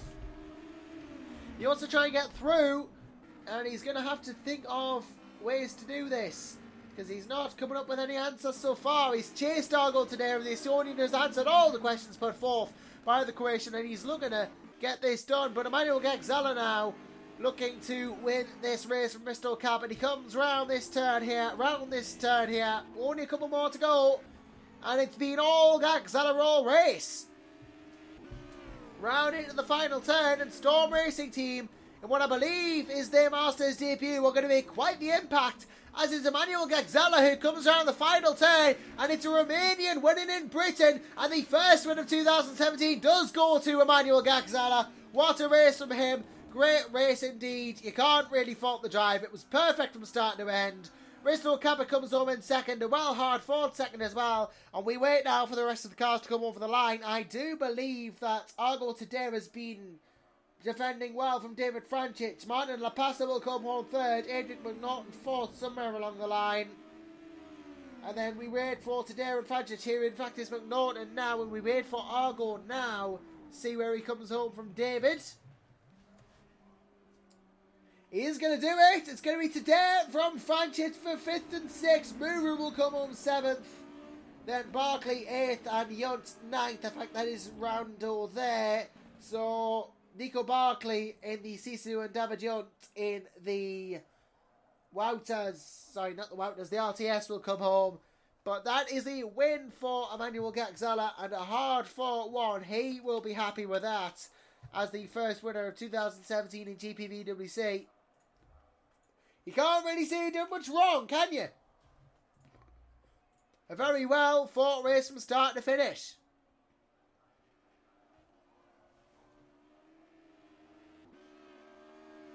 Wesley Morris just coming across the line to finish proceedings off. 3 laps down in the end, 35 out of 38. That will probably be enough to get to there. Get to 90%.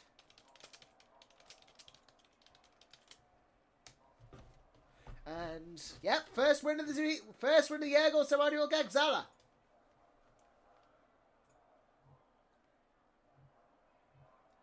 So now we come round into the second race, and I'm probably going to be right when I say there's going to be a reverse grid here. I'll just query that with Chris Williamson, but I'm going to rest my voice for a short while I do that. So yeah, good stuff.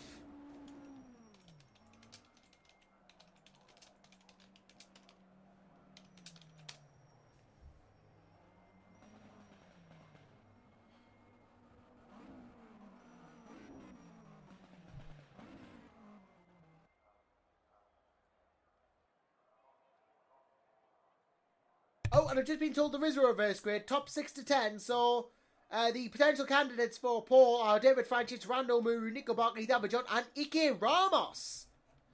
So there. Those are your candidates. Andres Pestov's just missing out. Ramos on pole would be interesting, as with Yunt. He's brilliant in reverse grid scenarios, as with Barkley, Muru, Franchich. Any one of them would be good in this scenario. So keep an eye out for who does get it.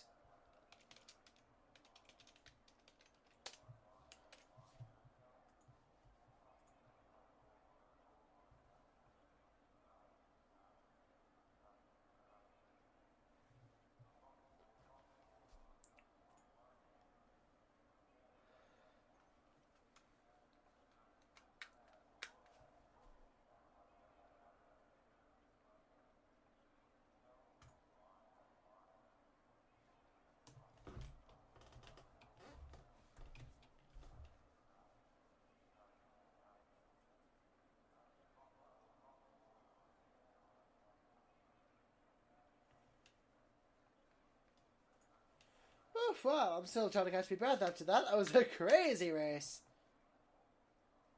Huh.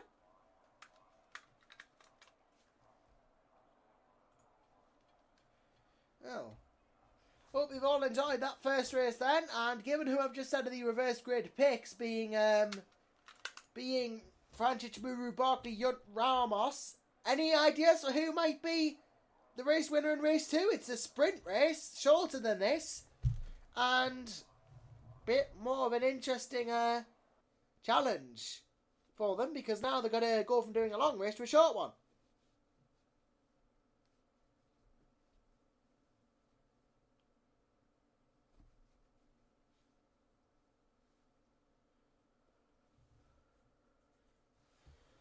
Going to be interesting to see who tackles that the best, definitely.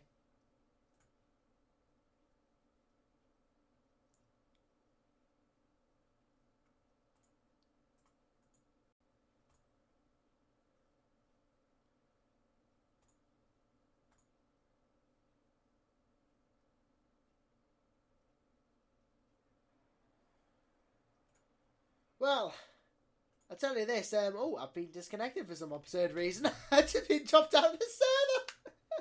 I best get back in. Lord.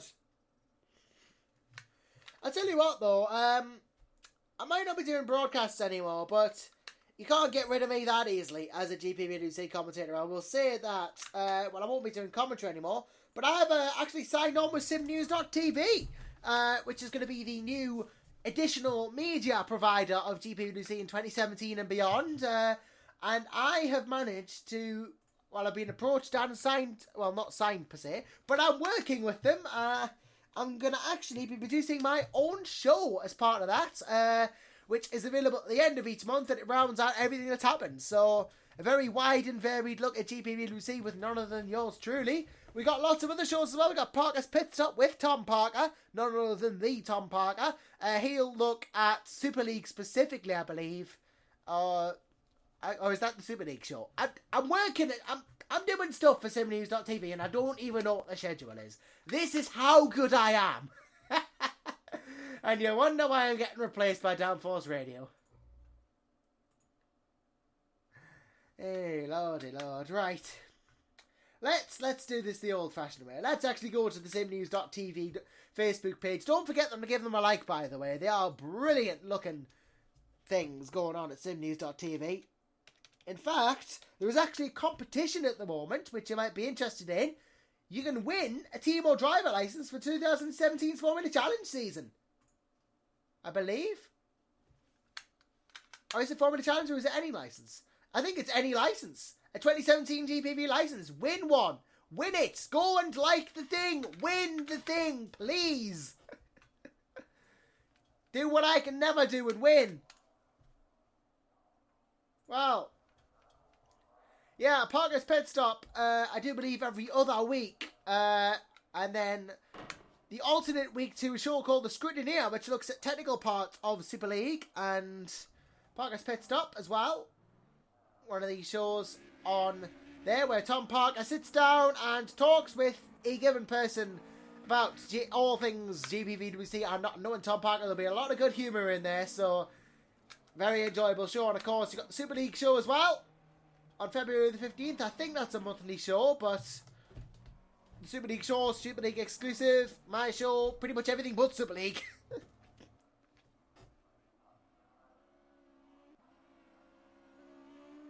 But yeah, go like simnews.tv. Do it. It's a nice it's a nice thing. Go and like it. you can tell I'm not biased at all, aren't you? This broadcast will probably be on the GPVWC YouTube. I'm not sure whether simnews.tv are going to upload it themselves, but I don't know. Downforce Radio will certainly be... Downforce Radio broadcasts will all be on here, I'd assume, because they'll be using the GPVWC YouTube channel. I would hope. Well, there are advantages to me not doing broadcasts, though. I do want to, say that it's not all bad news. I mean, it's going to be a shame not being here, but I'm still going to be here. You can't shake us off that easy. I'm not going to be here as a commentator. I'm going to be here as a podcaster, and I'm looking forward to that challenge. It's something new for me. Never really been a podcaster before, so it's going to be interesting to see how I rise to the occasion. And I can tell you now, we have our reverse grid in. And the number of the reverse grid has been given, and it is going to be found out by me in but a moment. It is number... Nico Barkley's on pole, so wherever he was. I can't even remember what the number was now, where he finished. Oh, I am a goldfish today, ladies and gentlemen. I am an absolute goldfish. In fact, I think that's insulting to goldfish. Damage means that will mean Damage starts right at the back for whatever reason. Given that I could have sworn that he started, he finished 9th though. I did not understand that.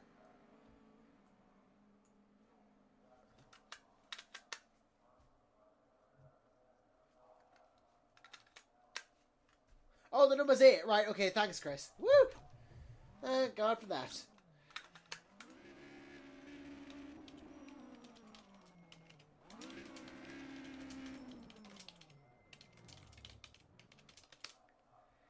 Well, I'm just going to query with this whole yump thing, but I'm sure that there's no reason for it. Oh, apparently he has to. Well, fair dues to that. Now we don't have to go to the back.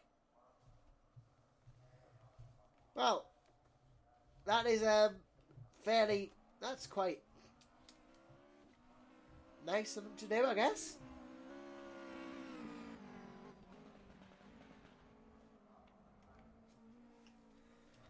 So we're going to get back on the way in about 10 seconds here. And, well, I say 10 seconds, but as soon as Tom Parker comes back, because we do have to wait for the Parker man. It's the nice thing to do.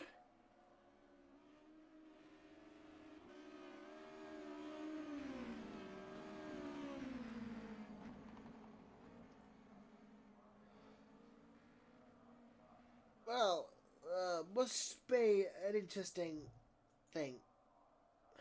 God, I'm tired. How was that? Oh, hello! We have a rogue Whoopkie Hoekstra! Whoopkie Hoekstra, hello! What's this? There is a Whoopkie and he's on the grid! Rims of the Year, CM Tech. Yeah, they are Rims of the Year as well, like cookies. Wow. Oh, wow.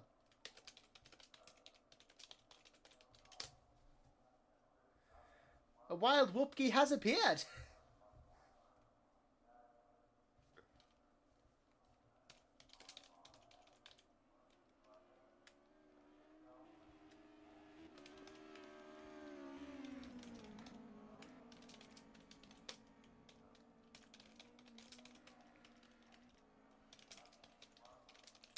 Oh, just trying to help Whoopkie Hoekstra out because his first laps are in this car as well, so gonna be interesting to see how he gets on.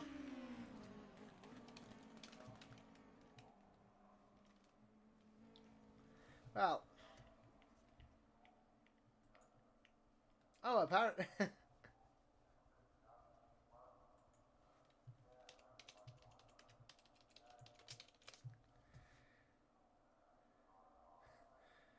Oh. Hey, this is going to be a good race. If the last one wasn't.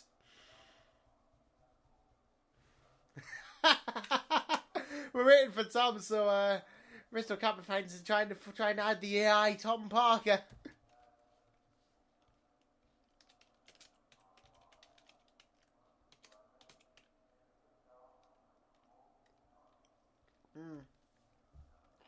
Well, we're just waiting on Tom. That's what we have to do.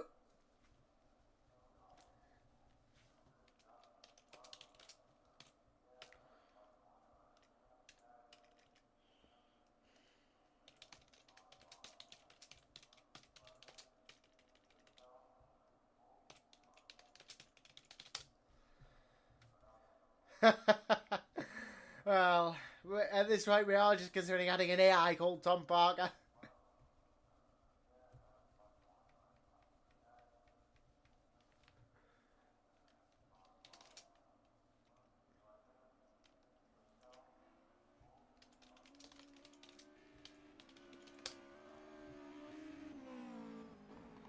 Wow.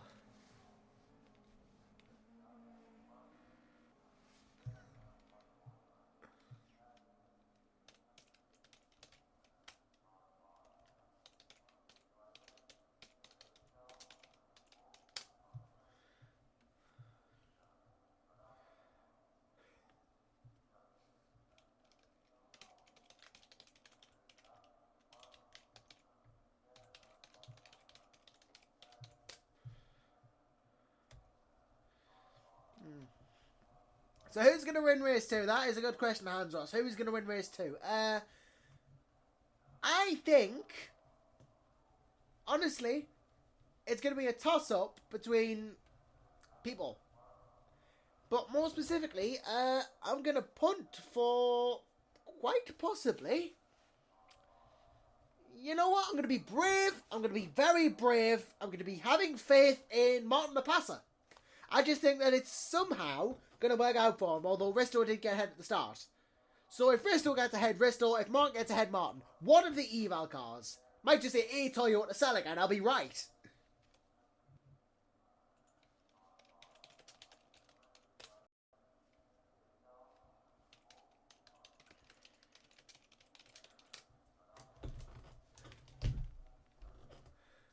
Well...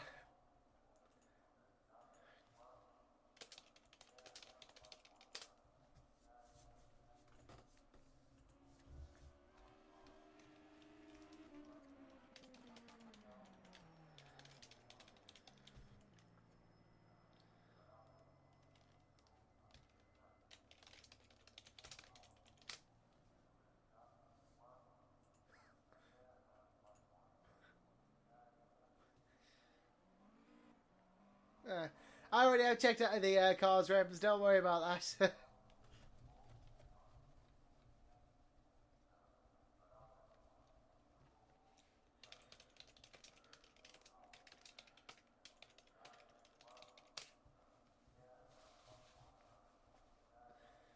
Yeah, I like the touch, I do like. We will see the rims of the year in the live feed. We'll get a special look at that CM Tech car, don't worry.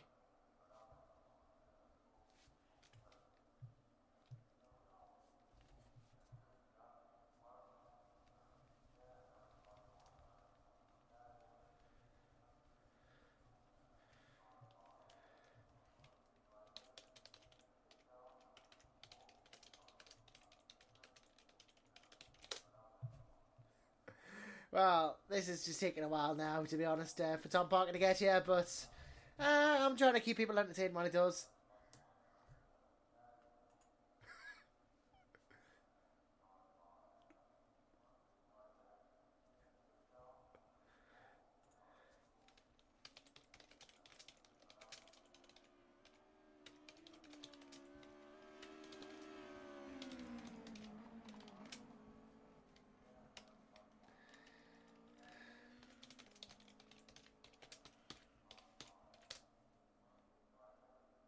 Oh, he's here! Tom Parker's here.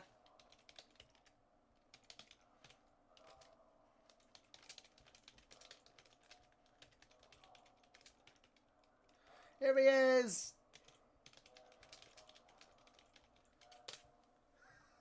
Oh, all the banter in this endgame chat. Well, we are finally going to get going. Well, here we go.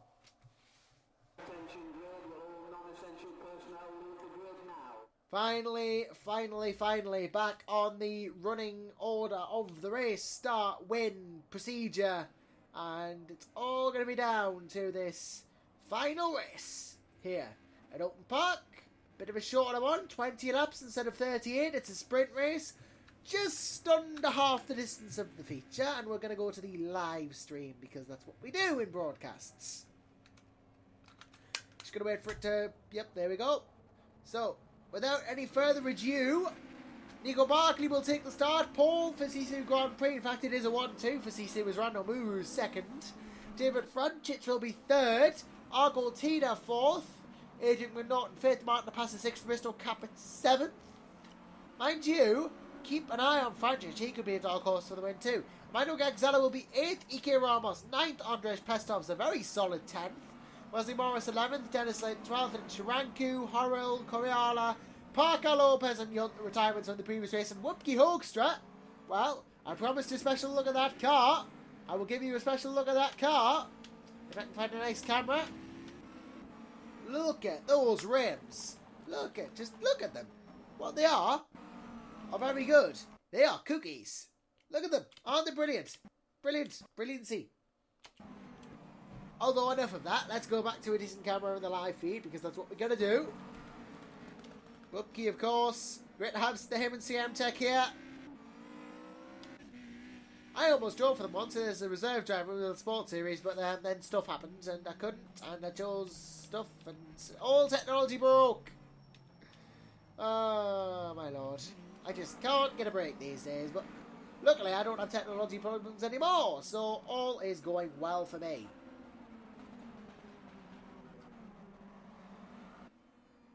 Well, let's see what this race brings then. Nico Barkley will start from pole, and then he's got to wait until good old Whoopkey gets himself to the grid 2. And we should be go for this race. And personally, I don't know which way it's going to go, so we'll just have to wait and see. We will just have to wait and see.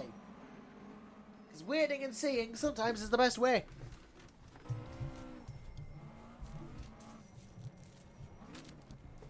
As Whoopkey is actually going to start from the pit lane here, although I don't know whether he sped on. No, he didn't speed on pit entry, just doing the limit of 99 kilometers an hour. So, going to be starting from pit lane to Whoopkey. And we wait for the lights. If they'll ever come on. People are revving up, but here we go. We have 1, 2, 3, 4, 5, and for the second time. Work out. Barkley gets a decent enough start, goes to the right though, and Muru follows behind as they all go into turn 1. It's Franchich and oh, today gets into a bit of a collision with McNaughton there. Gets into a half spin, doesn't lose that much time though. Does all going down to 5, 6, 7 for Eval. It's a bloomin' swisheroonie of white and blue and dark blue. It's like Scotland, but not Scotland. It's Estonia, and it looks like Scotland, but it isn't. And Argo Tita and Bristol Cabot here. Cabot down the inside of Tita. I don't think Argo fall that very much, but he doesn't have to. As Cabot actually touches the back of McNaughton there. Through goes Risto, and now he has a chance at getting this positions made. Further down the order, Lindkek, like that. Ramos has got no rear wing again, but he's going for the likes of the Storms. Horrell's got no front bumper. Parker's looking alright in 12th. Coriola 14th. Lopez, Pestov's Yunt, and Whoopkey making up the second last car with Wesley Morris last. But Barkley, Muru, Franchich is a very good looking fight for third.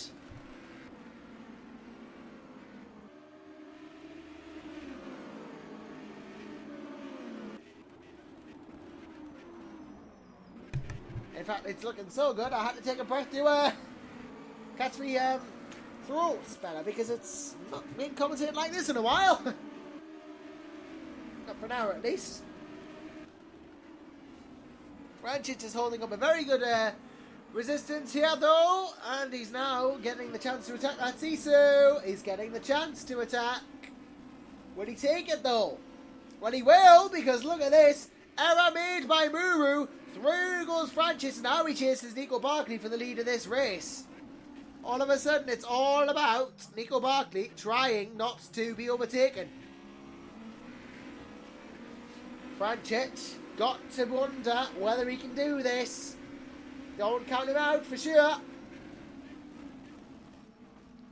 He's a good chaser, as David Franchich. When he gets into these top positions, it's quite hard to wrangle it away from them.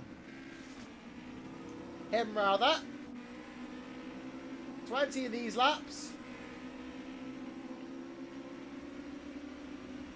In this race, and that means everyone is 5%, although Barkley not got a beneficial line through there. Is this the chance for Franchich? He looks right, he looks left, he can't get through. We've seen that so many times. The defence is quite easy to do because it's quite a tight portion of the circuit, and that's how Franchich has managed to not overtake. That's why he's there. Randall Muru third, McNaughton, Cabot dueling it out. Estonia versus England. Who's going to win? It's going to be England in this case for the Romanian team. But here comes Cabot straight down the inside. Says, thank you very much. I'm going to have a way with that. And Argo Tita gets offline behind. And he has been overtaken by Dennis Lint. So Lint up to 7th. Tita under threat now from Gaxella, who won the first race. And, well, Muru, Franchich, Barkley. It's all sorts of Franchich sandwiching in Sisu bread going on here. Sisu bread actually sounds like a real thing, to be honest. It is a Franchich sandwich indeed. A vodball sandwich. I wonder what a vodball sandwich would actually be. If Mike Pittman is watching, tell me what the ingredients for a vodball sandwich would be. Please do. I'd love to know what it would be because, well, In fact, you know what? While I'm at it, anyone who owns a team in the comments, what would be your team sandwich? Answers in the comments, because we all want to know what ingredients a sandwich would contain. We like sandwiches. Sandwiches are brilliant. They're brilliant, fantastic things. Eat them. Oh, Sisu bread is real! Ha ha! Well, I can very much say that it is a Von Bull sandwich with Sisu bread. There you go. I made an allegory, or I made a thing. I did a thing, and I made a joke, and it was actually real. I'm going to Google that now. Thanks, Hans Ross. What is Sisu bread? It's Finnish sourdough. That's what it is. Very interesting. Well, is Francis going to make it? Is he going to make? He's going to make it an open sandwich? That's the question. That is the question. He's going to try to make. The question is the answer to the question. It's not 42, but it's David Francis in the 21 trying to go double 42. And, well, yes, he made his 21, yeah. Francis has made his 21 into 42. He's leading the race. It's just filling on top of bread now. And all of a sudden there's an eval there too. Cabot has caught right up. Well, Risto Cabot, I said there would be an eval up there in the top 4 or up there chasing for the win. Maybe didn't expect it to be Cabot. I said La Pasa, but it is Risto. And now we can smell the victory. Bacon in the oven. He wants to grab it out and grab it and eat it. He wants to eat the freshly cooked bread. The Sisu bread that's ahead. He's going to put himself in a bit of a bread sandwich here. And, well, he has done it. Risto Cabot is now the sandwich filling. And it's a very, very, very interesting filling here. It's all white and blue.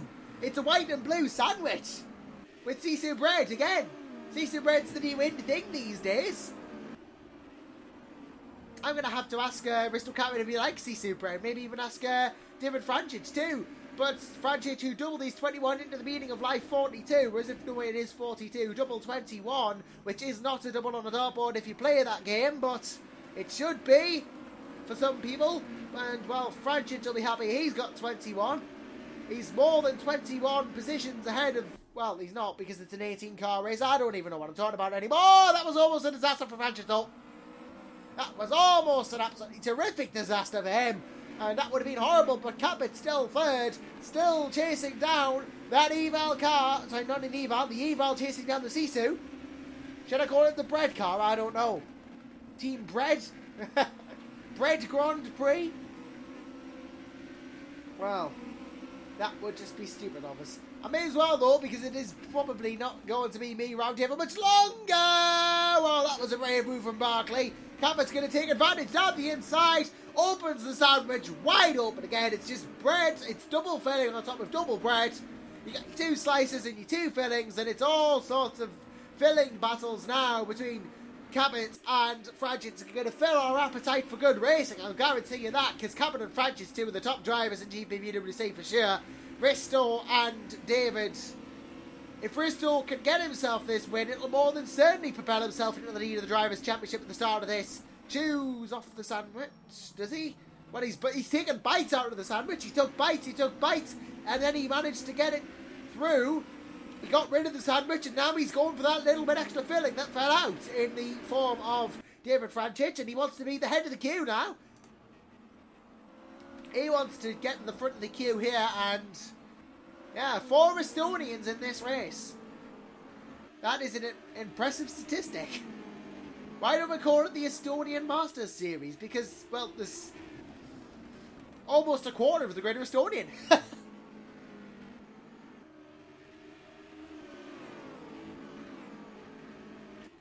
All the Estonians in the top 6 as well. Well, I'll tell you this, it is just getting a bit more Estonian around here. We should all try Estonian cuisine. 70... Well, Will Panisi in the chat, 75% of the Estonian population. Welcome along to the broadcast, by the way. Well, apologies, not the best in the world, but I do what I can. Risto Cabot do what he can to try and get past David Francis. It's not quite working out for him. Yes, I agree. Well, what talent must be deserted? Practically no one there. Cabot, though, knows that he can bring a win back to his Estonian hometown if he can get the move on done here, through here, round here, dear, oh dear, oh dear. But going to break. And a bit of skid on from Frantic. Here's Cabot's chance. He's messed up the chicane up again. Look how close Risto is here. This is an absolutely brilliant run he's got now to the outside. Frantic will leave no quarter. That's probably not going to stop him though. Look at Capit. Go, go, Risto. Go, go, go. Gotta go fast indeed. And through he goes into the lead. Capit indeed is why showing everything, not doing stuff. Well, I guess anyone that was in Estonia now is cheering their heads off because Risto Capit's gone through into the lead of this race and he doesn't intend to give it up. Is this the win that he feels maybe he should have had before? 1 and 2 is not bad to start your season with, I'll give you that. Passing the season, well, we've already had 2 races. So yes, it is passing the season. For now, at least.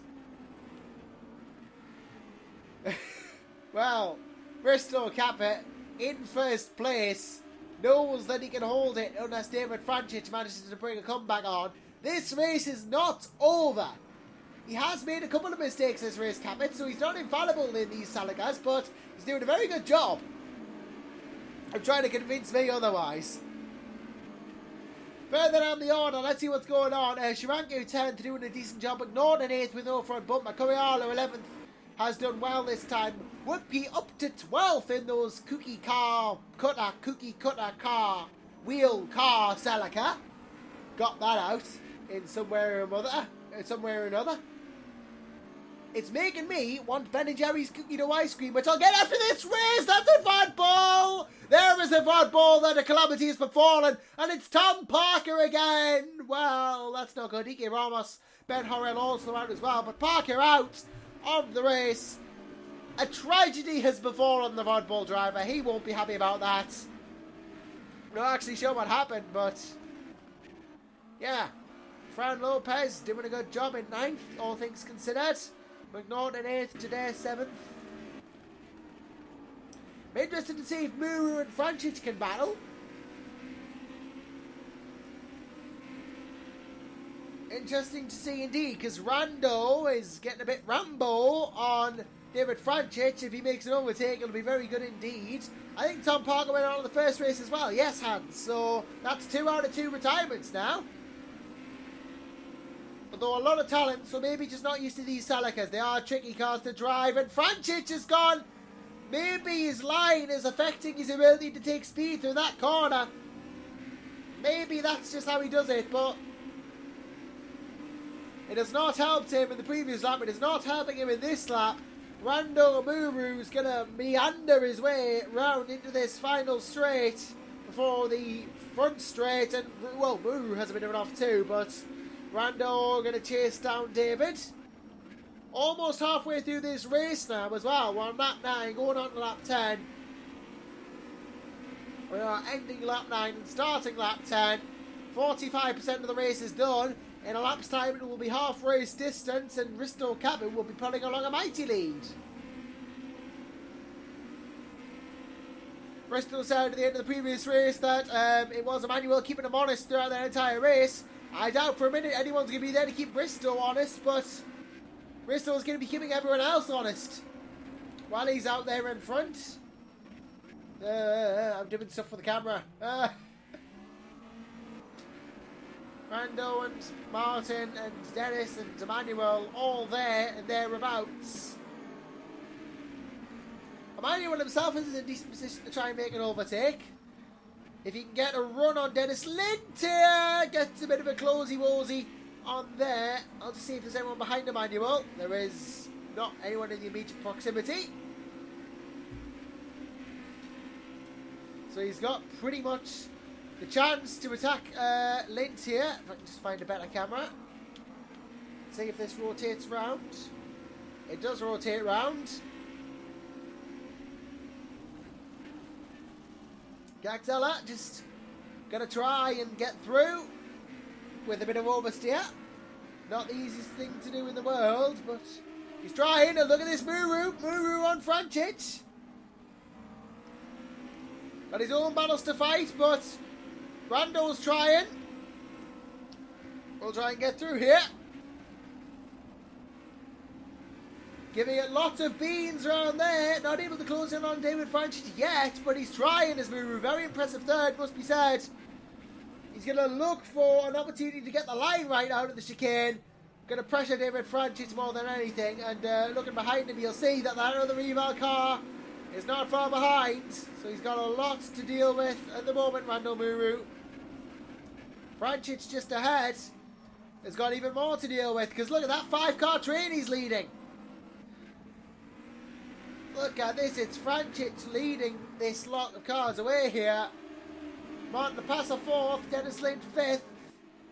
In fact, I think Dennis Lind may have just got past, well, though he was always past Gagzella. But Lapassa and all that, this is a nice little train here. In fact, I think we're going to go on board with Gagzella because he's at the back end of this train and one of the potentials for an overtake. I hear debris and crashes, but hopefully not from anywhere near us as we ride with Gagzella. And he continues this race in 6th place. The race for 5th, 4th, 3rd, 2nd. It's a big train for 2nd. And Gagzella is not in the lead of it by any means. Dennis Lind behind Martin Lapassa. Rando, look at this. Lapassa and Muru duking it out. This could be a battle in its own right between Lapassa and Muru. Estonia versus what I believe to be Estonia also, and both giving it the beans. Look how close this train is. Now it's going to be Dennis Lind going for it. Eval versus Wouters versus Storm for 4th. Dennis is going to be careful. Bro, breaky into the back of Lapassa. Luckily, nothing happens. 90 Argo Tina's coming up. So now it's a double filling sandwich, but not for long because round goes Martin. And I do have to say, I think that maybe that was possibly Dennis Lind in there. I don't know. Let's go on board from the bonnet camera. Let's see. Oh, Lapassa went round and Lind couldn't help but tag him.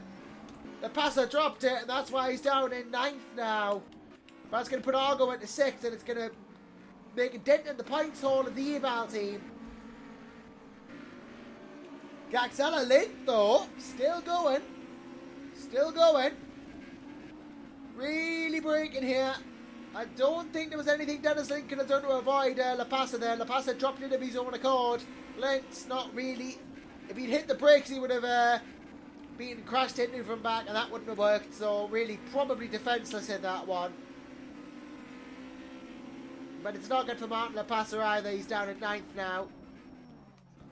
Lendo still duking it out with Norton and Gagzella, and today, more specifically Gagzella and today, because they're closer to him. Cabbage just goes and sets the fastest sector on because he can do that. Rando Muru, though, still giving chase to David Franchic. Not giving up yet.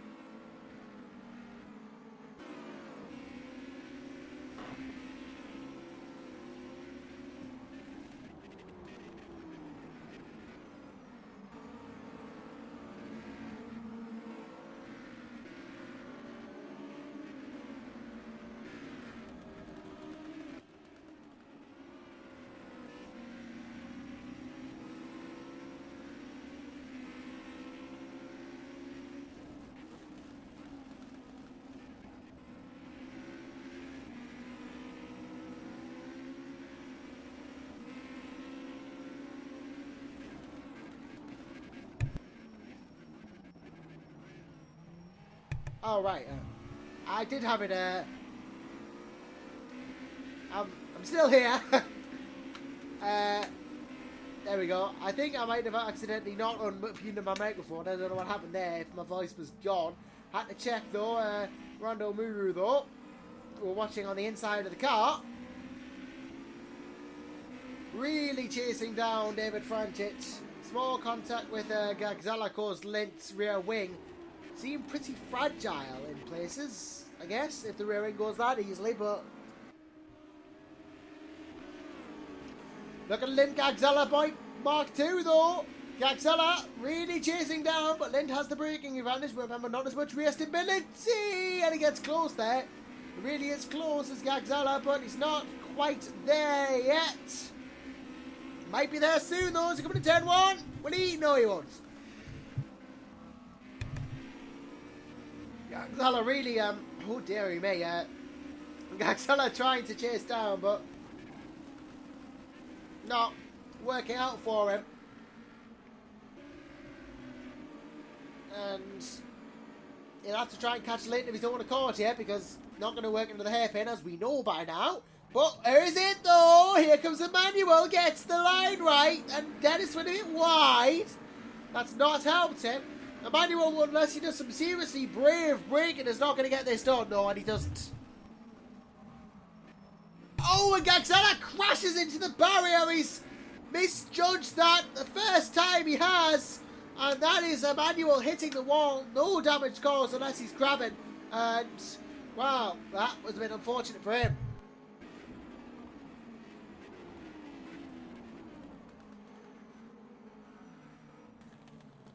In fact, Gagzala off there, big time, big time off. And, well, there must be damage to that car, otherwise that wouldn't happen. I'm going to go to the steering camera just to see. Oh, he is crabbing that big time. That was big suspension damage, as I suspected, to his car. This might be the end of Gagzala's competitiveness in this race. And it's only going to make Risto Capman feel even better. Oh, hello, Gergo Baldy. Nice to have you here as well. Randall Muru, though, chasing down David Franchit still. Dennis Lint there and thereabouts. Muru giving it as much as he can. Yeah, as soon as he hit that tyre stack, Gagzala's suspension was absolutely Robinson Crusoe'd. And he didn't really have much to do about that. Rando Muru is third and holding. It is screen time for Sisu Grand Prix. Yes, Thomas. Screen time for Sisu.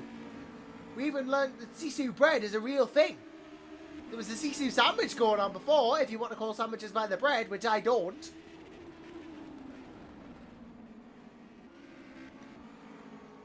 Rando, though, he's doing a good job of this. Really is doing a good job, and with only a couple of laps left to go, we're on 17. Or Muru's on 17, going to go on to 18. With only a couple of laps left to go, he can hold this. But he's going to hold off Dennis Lint, who is P4 without a rear wing. That's equally as impressive, I think. Must not do much to the rear downforce then. Or not as much as I anticipated. Lint is really trying to go for it here. But then again, Francis doing a good job of defending second as well. Let's not count out David Francis. Let's not forget David. He is doing a good job. He's doing a very good job. Retirements of Wesley Morris, Ben Horrell, Ike Ramos, Coriala. Yeah, not as many as last race, I don't think. Barkley down in 14th, though. Pestov's doing a good job in 13th. Some good points on the board for him. And Gagzala 12th, obviously after the pit stop. Yoten 11th. Whoopke Hoekstra in his first race in these cars. First laps in this car is 10th. That's impressive in its own right. Also, cookie rims. You gotta have the cookie rims, you really do. Fran Lopez 9th with no front bumper. La Passa 8th. Duran Kubik, Norton, today, Lint, Franchich. Oh, Dennis tries to go for it. He's got the line now. And will he get it? Will he get it? That's the question. You can see his driver avatar there. His driver model. Yes, he does. Dennis Lint amazingly gets through without a rear wing on David Franchich. Now it's all Franchich. Round here, look at how close they are between each other as we come into turn one. He can't try through here, can he? Nope, waits. And now needs to go through. if he wants to get this podium back to Franchich, and with only a couple of laps to go, time's running out. Chases and chases and chases, but it's all to no avail thus far.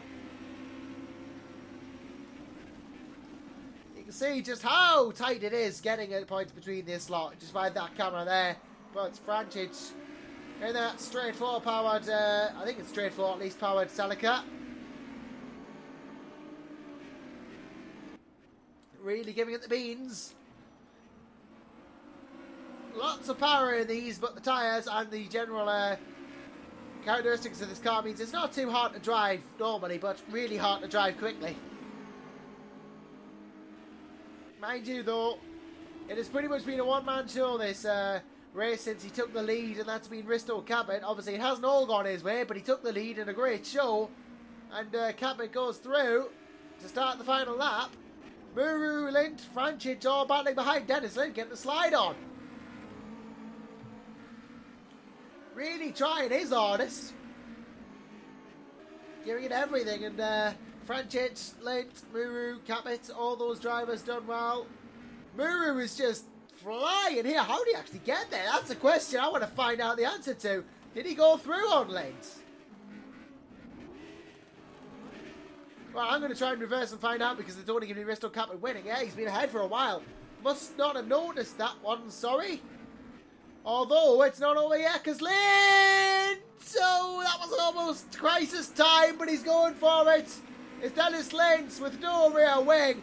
He's trying his utmost to get past Rando Muru, but he doesn't appear to work, and brakes, and go, taps him.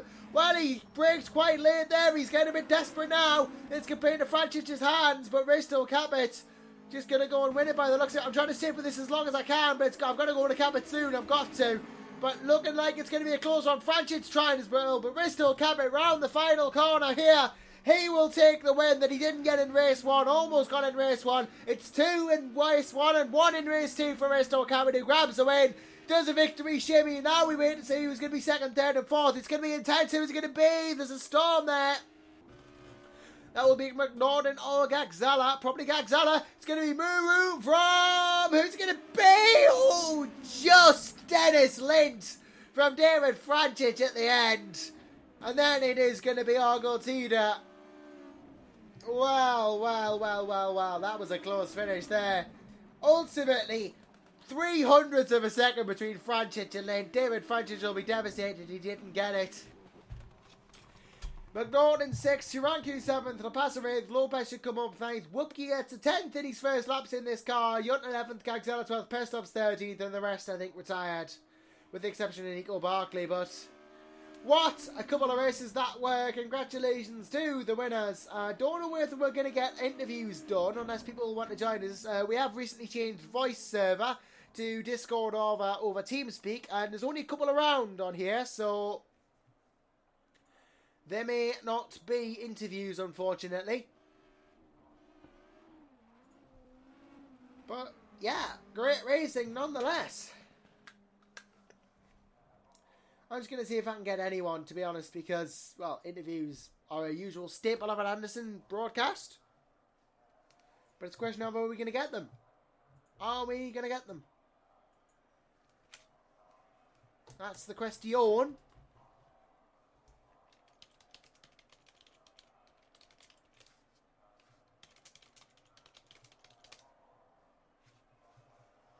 Well, yeah, that was a crazy race. No rear wing for Dennis Lint and all the other things. It was all just, whoa, yeah, racy, and it's like, Risto Cabot's going to run away with it, but that doesn't mean we can't have good racing. That's the thing. I've always said Cabot might win, but the race is always good. Well, just going to wait a couple of minutes to see if anyone wants to be interviewed, but if not, well, I'll probably just spend some time talking.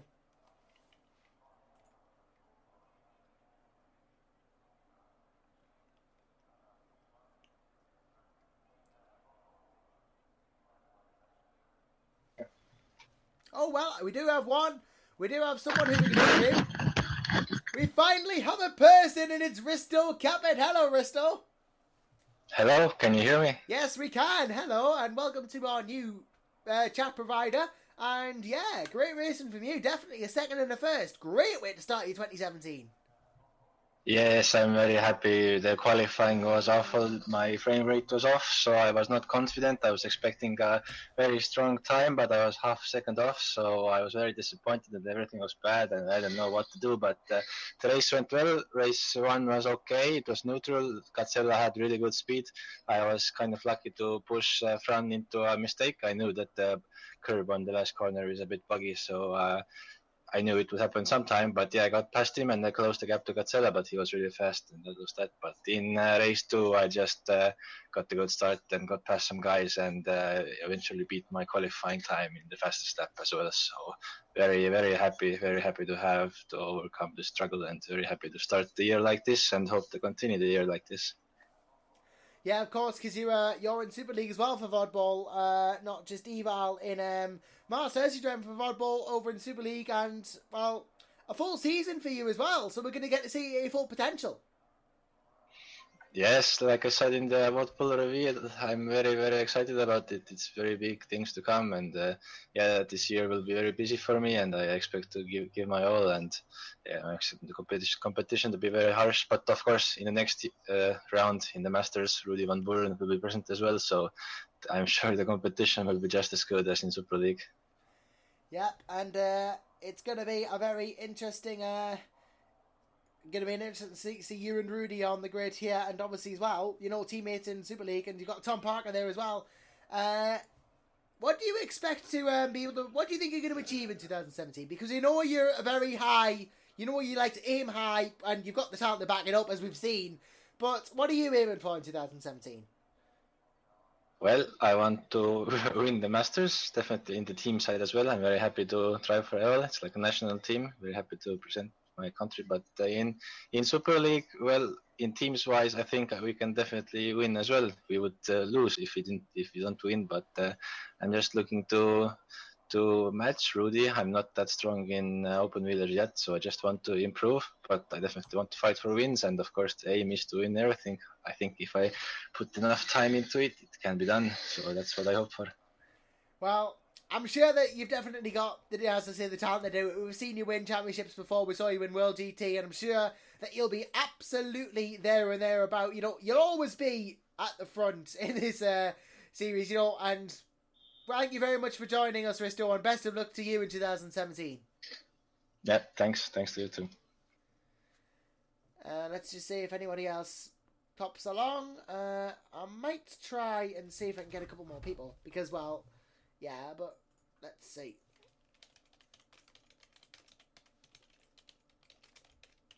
Let's see if I can get any more.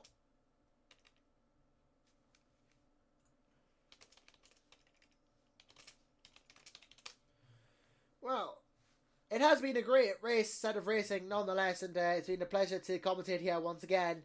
And just be here and watch it all go down.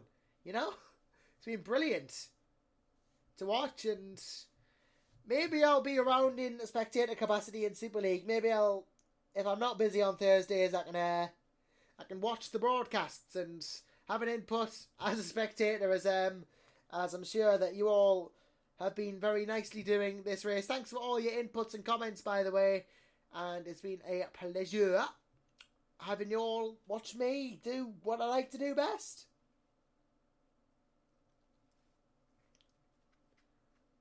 I'm just trying to see if anyone else wants to hop along, but it's not looking like it is. I think the interview with Risto was the only one we'll go to get, unfortunately. So, it's been really nice being about. But, yeah. Thank you very much, everybody, for watching this broadcast. The final broadcast, I think, this year that I'm going to be doing as a GPVWC commentator. And, well, I guess in the end, that's why we've got that little thank you for all the fish hashtag on the bottom of there, because, well, thanks for all the fish, everybody. It has been a bit of a crazy ride, this whole commentary thing. It's going to be a shame not be doing it in 2017. I mean, I've got to develop myself as a commentator through here. I've managed to call some brilliant races. I've called champions. I've called brilliant overtakes, highs, lows. It's been a fun ride. It really has. And it is a shame to see it come to an end in 2017. But you're not getting rid of me as that easy as I said. I've got my podcast on samenews.tv. I'll still be around. I just won't be around in the capacity that you used to do. But, you know, tune into my show, tune into all the samenews.tv shows, tune into all the GPVWC broadcasts with Downforce Radio. Really proper professional people there. I'm sure they'll do a much better job than I ever could. But for what is probably going to be the final time now, I've been Joshua Anderson. And from me, it is very much thank you and one final goodbye.